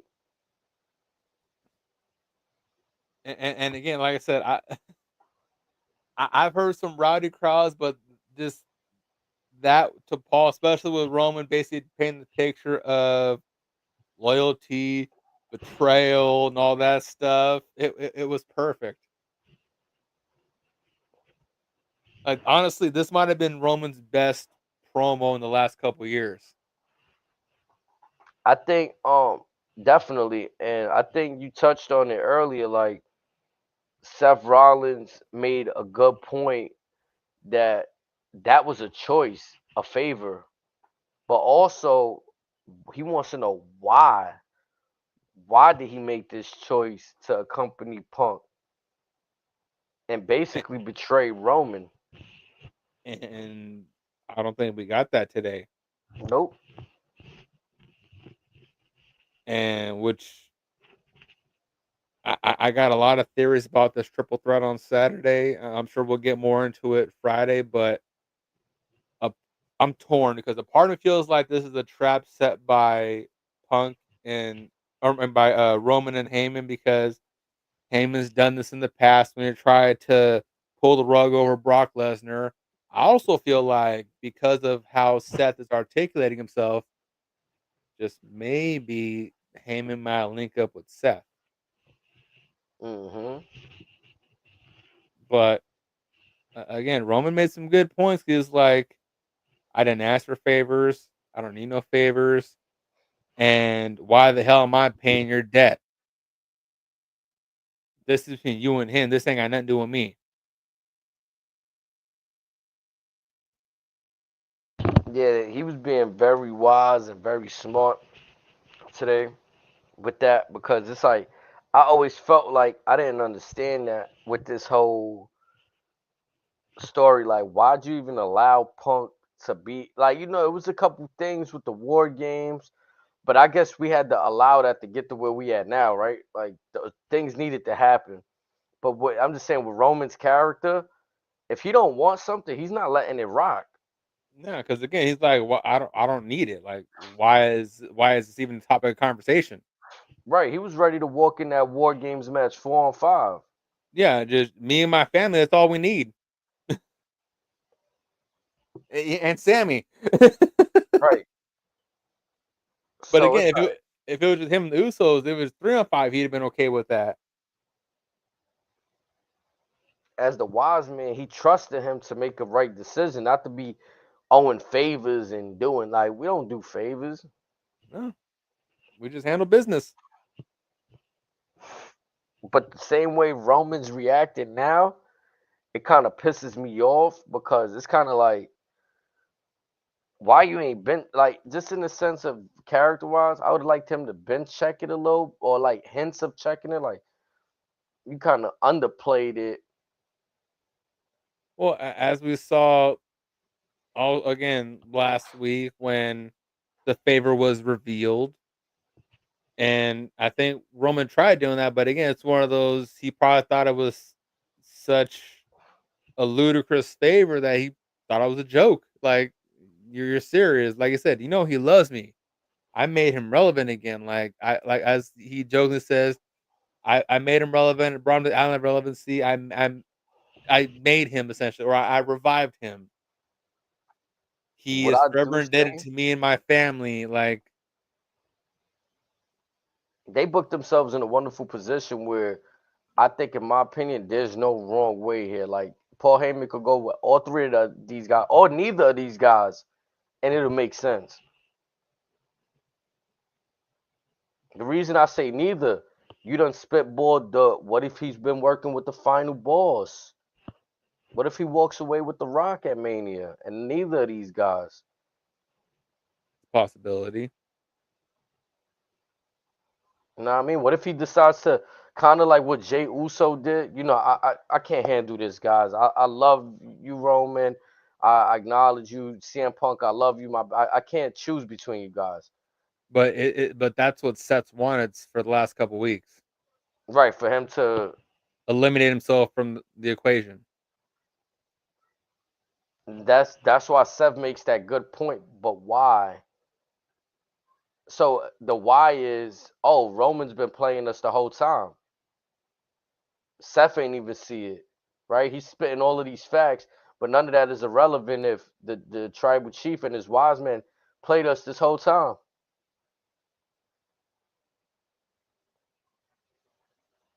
But now if we go the other way with CM Punk and he goes back with CM Punk, it kind of So makes sense a little bit because he's reliving like when he around CM Punk, it kind of feel like he reminiscing in the good times.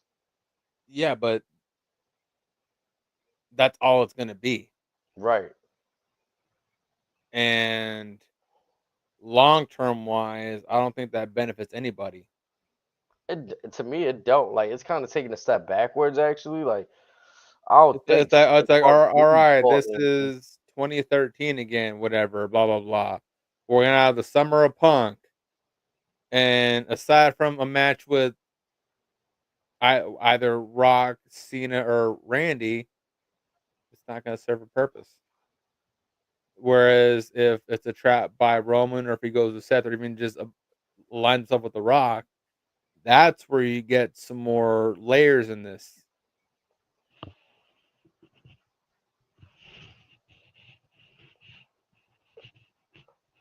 Yeah, because the one, I'm gonna be honest, it would be interesting to see, but the one that I feel like it is be Paul Heyman and Seth. Like, I think they would really have to work hard to try to make something long term for them two to work. That's one I think makes the most sense because it how fresh it is. It can be, but I feel the magic of what made Paul Heyman and the others needed him. Seth don't really need Paul Heyman in my eyes. Like, reason I say the others, CM Punk needed that somebody that believed in him, which was Paul Heyman. Roman Reigns needed the help of somebody that was gonna put him in the right position. That was Brock Paul didn't Heyman. need him. Yes, he did. To be that mouthpiece and representative. They don't put Brock out there, and it was just like a guy. They had to repackage him with Paul, be the next big thing. Cause people already know who Paul Heyman was. Like, he unleashing the beast. I think Brock could have worked without him. Big Show didn't need him. The only ones you could argue needed him could have been Curtis Axel and Ryback And then they didn't do good with him. because Vince gave up on him. Yeah, like, but the people he's been on screen with that actually, like, to me, the Brock, the Roman, and the CM Punk, the one that they be calling the CM Punk guy or the Paul Heyman guys, Hmm. it's like, yeah, Punk need, like, or the story that's told at least is like the company didn't believe in him, but Paul Heyman was advocating for him. He was the advocate for the beast. You know what I'm saying? He's advocating for God. I mean, hell, there's stories that he was real life managing Brock Lesnar too, Yeah, and Punk. So it's like, along with being the on screen characters for these guys, he's actually managing them in real life too, which is fucking sick. That's crazy.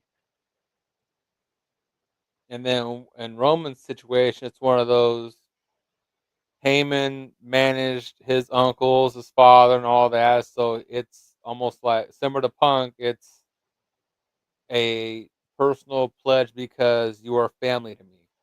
Yeah. So with him and Seth, I don't see that relationship. I'm not saying it can't be built, but I'll just like, okay, this is interesting. What do we got here? That's where I'm at with it. I think in the immediate, it's gonna make an impact. Like, he just pulled, like, nobody seen it coming. Paul Heyman just aligned himself with Seth. I think it'll have an immediate impact. I'm genuinely curious if how they pull it off if Heyman aligns himself with The Rock. Yeah, that'll be the crazy. Everything just changed. Just when we thought we knew what was going on with the company and with the landscape, things just changed once again. And again, if that happens, instead now I know we've fantasized about Braun being the next Heyman guy. Who's to say The Rock doesn't bring in Zilla and that's who Heyman's new client is? Imagine that for a second. Mm, that'd be crazy. Hmm. Or say Jacob aligns himself with The Rock, and now Jacob, yeah, technically power bombed his ass, but that's something that could work. Hell, even if Randy aligns himself like that'd be an interesting pair right there. I mean, there's a lot. I mean, Paul's one of those guys to where he's an easy plug and play for I'd say at least 35 to 40% of the roster, men and women. Now, the question is once you pair them together, where do we go from here? I mean that's the question, and what I would have to sit there and wait and see. Most definitely. But it's like, you know, WrestleMania is right there. We ain't gotta wait too long. It's gonna be a couple of days. Now, on that notion, with them being in Vegas on Friday, we are getting Cena and Cody having one more stare down. Hmm. But do we see The Rock? I would hope so. I would hope so. I honestly would be surprised if we didn't. Yeah. I mean, it's obvious he'll. I would assume it'd be obviously be there in some shape or form there this weekend. But if he's not there on Friday because of the story that's been laid out with him and Cena, mm, Yeah, I'd no. definitely be surprised too. Like one day out and we haven't even gotten a sniff, and just outside of what he had to say about the fans and stuff, like we And his name was uttered by Cody just once since Chamber, maybe twice. I'm gonna be honest though. Am I crazy for saying I kind of don't even want to hear them talk no more? Like, I mean, unless you bringing the Rock out there, ain't nothing really that y'all kind of said what y'all had to say. If they do Unless, talk, it has to be very extremely brief. unless the only way Cena could really keep my interest on some real hill shit. You seen how Cody bring out the championship belts? Mm-hmm. Cody, Cena comes out with the spinner. nah, he come out. Even though Seth kind of did it, but like Cena finds actual Stardust gear, the actual Cody mask, like actual Cody memorabilia from when the brown paper bag, like, and he tells him, "This is your career." You know what I'm saying? Something of that Okay, magnitude. so what? The Stardust gloves and the dashing Cody Rhodes face mask. Hmm. And the brown paper bag. Remember when he had the brown paper bag gimmick, putting it over people's heads? How fast think Cena can grow a porn stash? I was thinking something with a mustache. No funny shit. I was thinking of something with a mustache also. That was part of Cody's gimmick at one point, the stash. He Like, was dashing, and then Rey Mysterio broke his face.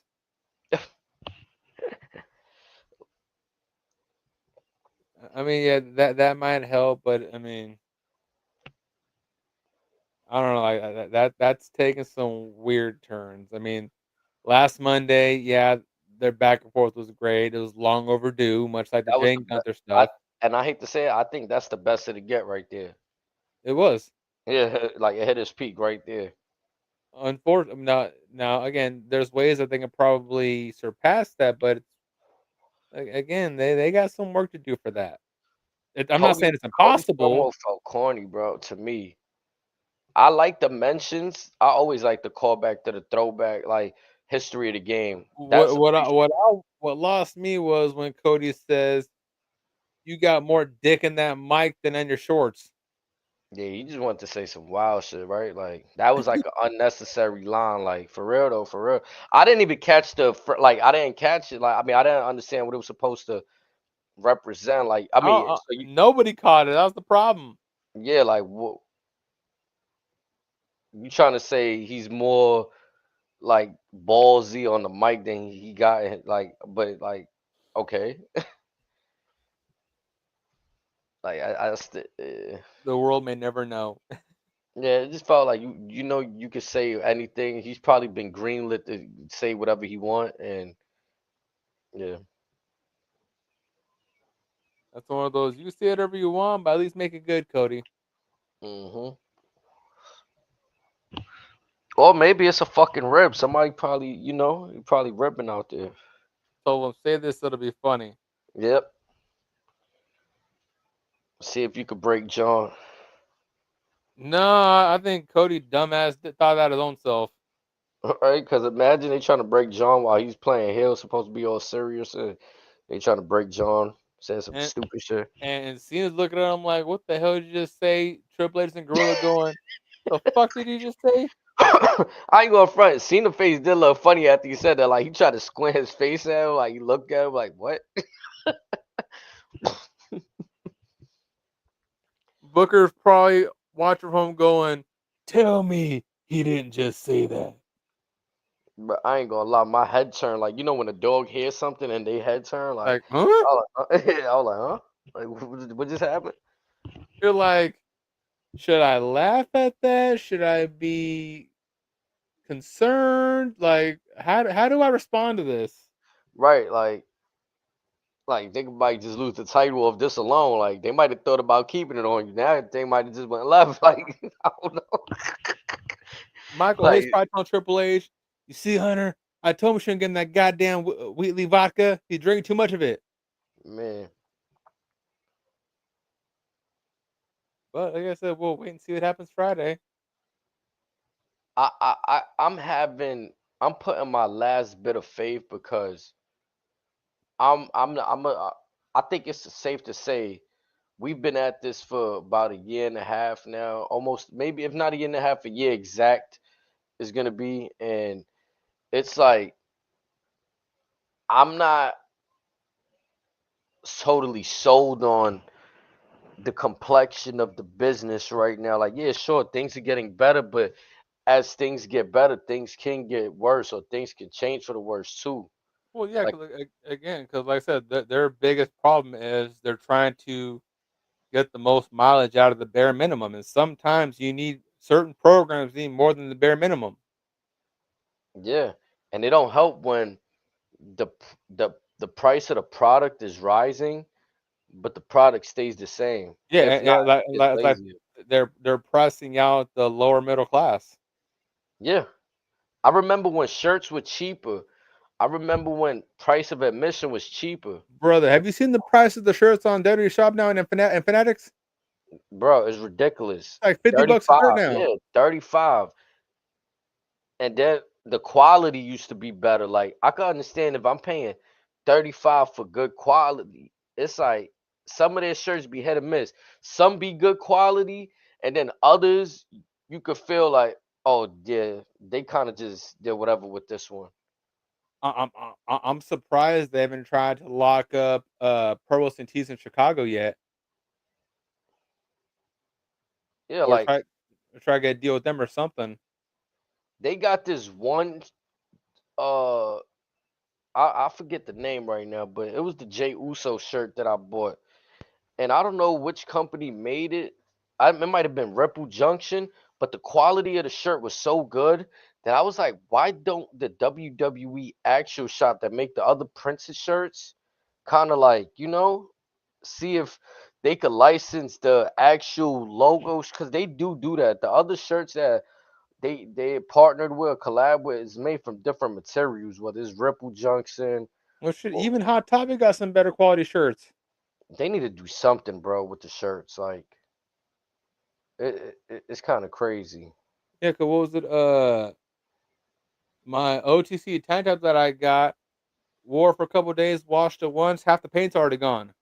Yeah, it doesn't have that new look still after a wash. No matter what you washing with, what kind of washing machine you have, it has that. You wash it, it can fade. Like I see the art already fading, and that's not Mhm. cool. Especially not after one wash. Like, come on. Like I would want to say probably the Jay Uso Yeet shirt was probably one of the better quality shirts I've gotten from them in a while.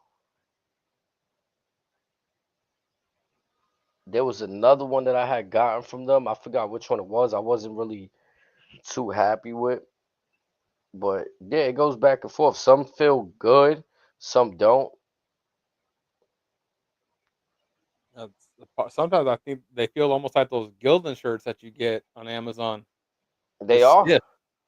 they are. 'Cause at least like so with Pro and Tees, like you pay like $5 more, you get like a better quality shirt.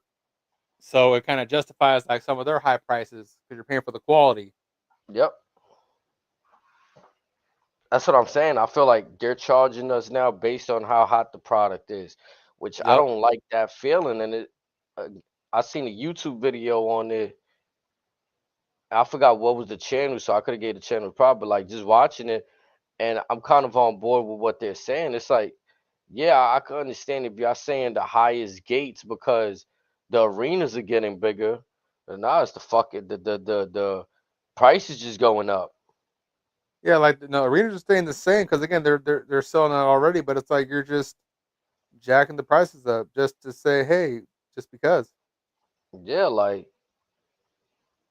sure, Vince hiked up the prices when he was doing the WrestleManias and stuff like that, but I'm talking about man, like to go to one of these is like it's crazy. And I don't care about the meet and greet bullshit because if you guys spend the arm and a leg on the ticket Oh, so you itself, seen the price for some of the meet and greets? yeah, that meet and greet that's on you. That's optional shit. That's like I, that's I not think I part saw of it. something for like 25 grand. You can have dinner with Cena. Yeah, and to me that's appropriate. Like if you want to make your superstars, like if they got to go out their way to do something that's not related to the in ring work, not only that the people like you're putting them at risk. Anybody could purchase a whatever amount of ticket to meet these and do something foolish, stupid. You know what I'm saying? Something simple as just spit on them for no reason, cause commotion. Like, it's sorry that we got to put these prices up, but like to be in the room is like, all right, this might cost, but the show itself should stay within a ballpark for everybody to enjoy. Yeah, because for example, so when my ticket today was kind of similar area to where I was for SmackDown about 8 9 months ago, and again, if you get the tickets early, they're okay, but if you wait like a week, they almost double in price, maybe more. Man, I think for the section that I got, had I got the ticket today or even this weekend, whatever, it would have ran me almost $400 or $500 after taxes. that's crazy. And I remember one time, even here in New York, I was able to get front probably what floor seats but 2 rows or if not the second row, and that's right behind the barricade for 500. Hmm. Now those same seats is 1,000, like they doubled in price. And it's like shit, like, and halfway I do get it because the popularity of WWE is skyrocketing to where we've seen fans jump out, attempt to do foolishness. So it's like again, we want to make sure that if people are coming out to view, it's going to be worth the risk of the talent. So that's the way I'm looking at that. But still, it doesn't justify the other part that it feels like the product is getting hot, and this is why you're bringing up the prices. So based on positioning wise, for where I was saying this for at Golden One Center here in Sac, if I look up like that similar position for SmackDown in Vegas this Friday, it's for the area I was in. Well, it's 370 on the low end.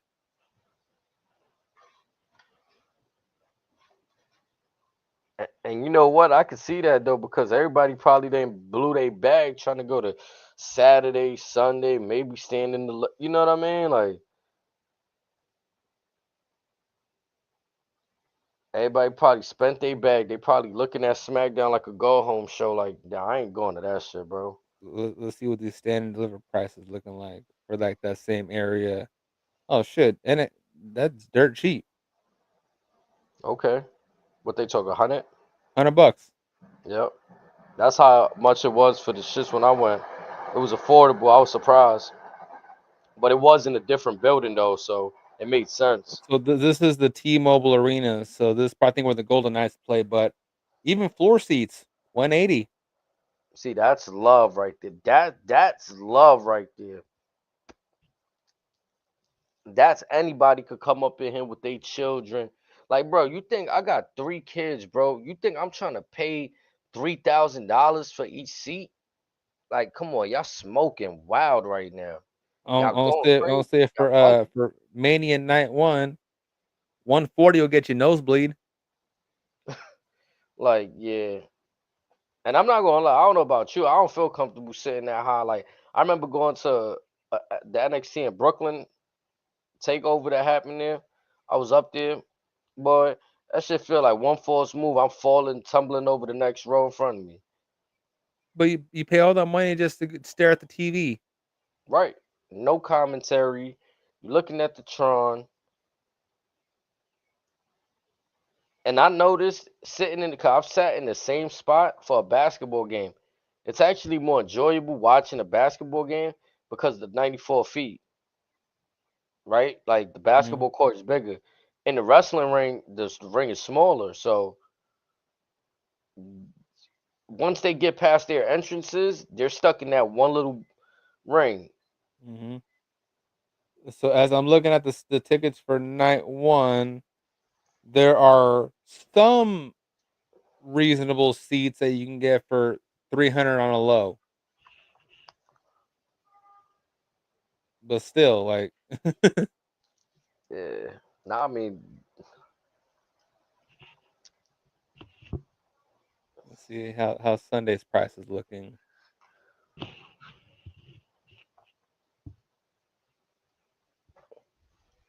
But still, very far from a sellout. to say the least, For WrestleMania Sunday, nosebleeds $200. this is turning into an expensive hobby. Oh, a very expensive hobby. Hmm. And I know it's expensive because you see how many shirts Fanatics and WWE Shop got my ass for. I ain't gonna lie, they about to get me for all the WrestleMania shirts they got on there. Cause that's the first time I seen What something like the fuck? I got an AJ Styles versus Undertaker from when they had their WrestleMania match from the pandemic. But that's like the only shirt that I got that's like a superstar or match exclusive from Oh no, they Mania. are taxing out the ass for night two. Aside from the nosebleed, the cheapest seat's $500. Mm.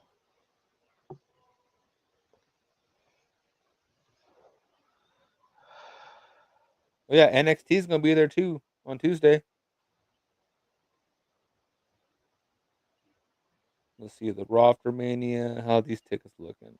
But yeah, still, from the looks of it, Mania is far from a sellout.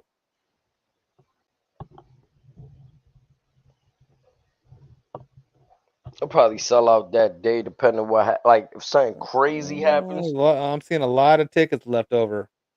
Yeah.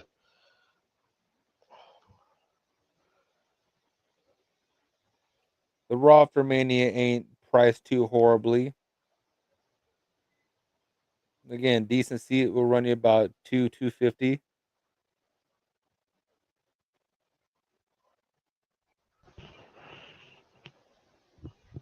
Yeah, these prices are wild. You already got the $5 billion from Netflix. What the hell, WWE? Mm-hmm.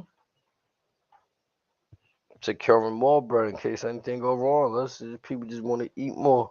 You getting bread from Netflix? You still getting bread from Peacock? You getting bread from USA?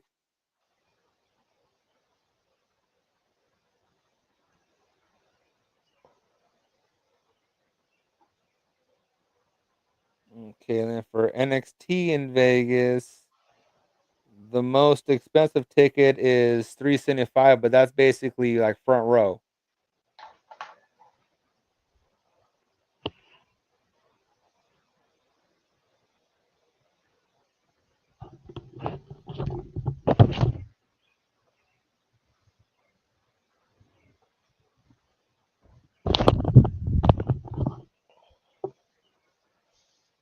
But yeah, like that pretty much covered up tonight's row. We talked about everything that happened tonight. We just gotta wait for Friday to finally give us that last look of what to expect.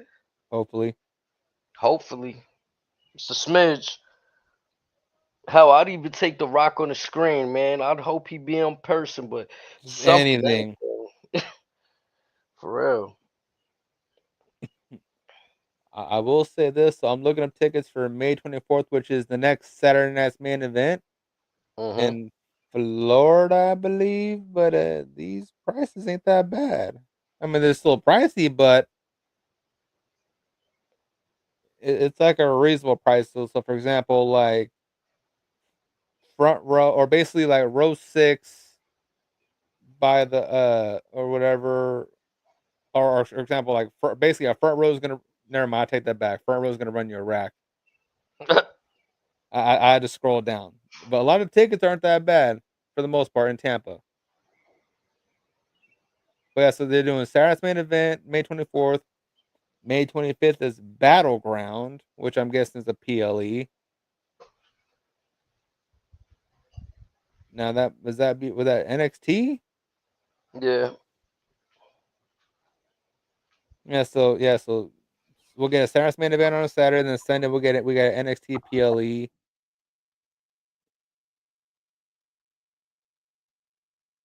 At the same venue. If the PLE is cheaper than the Saturday's main event, I'm gonna be weak.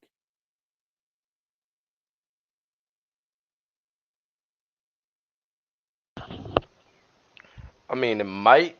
I'm gonna say this because Saturday night main event gonna be on TV.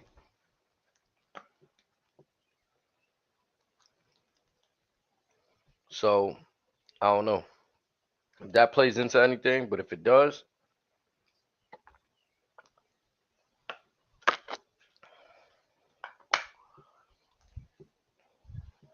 I think I broke Ticketmaster. I don't want to load for me. hmm.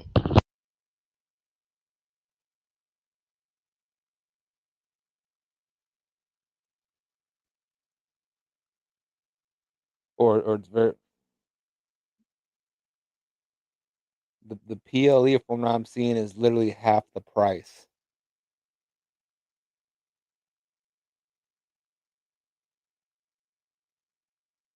I could That believe it. When I went to Survivor Series out here, that shit was affordable too. I thought it was gonna be more expensive.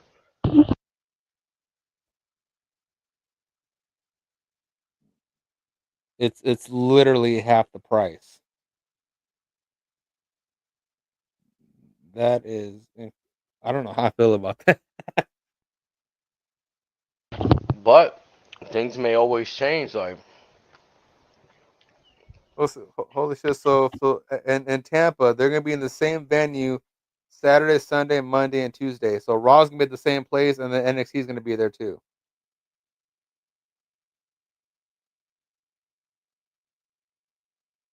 and what day is that? Looks like uh, I think it's Memorial Day weekend. Okay.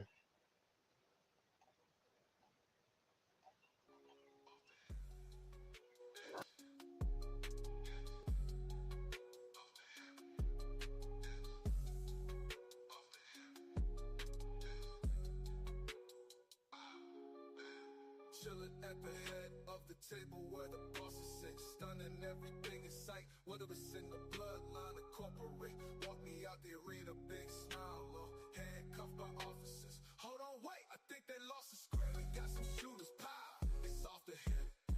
We got some shooters, pow, it's off the hip. Chilling at the head of the table where the bosses sit, stunning everything. Chat, we'll be back Friday.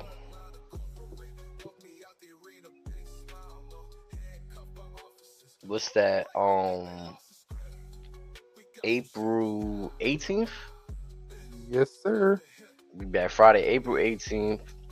Wale Mania. Keep an eye out for that, guys.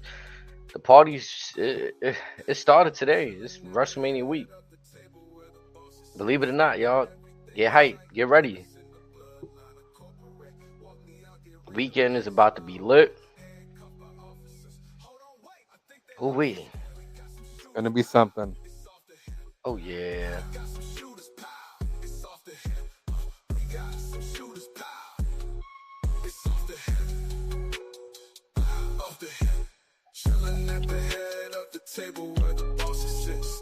Chat, don't forget to follow us on Twitter.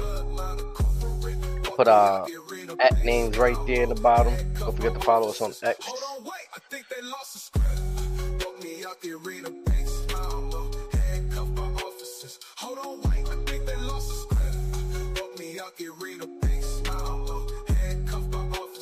Hold on, wait, I think Much love, chat.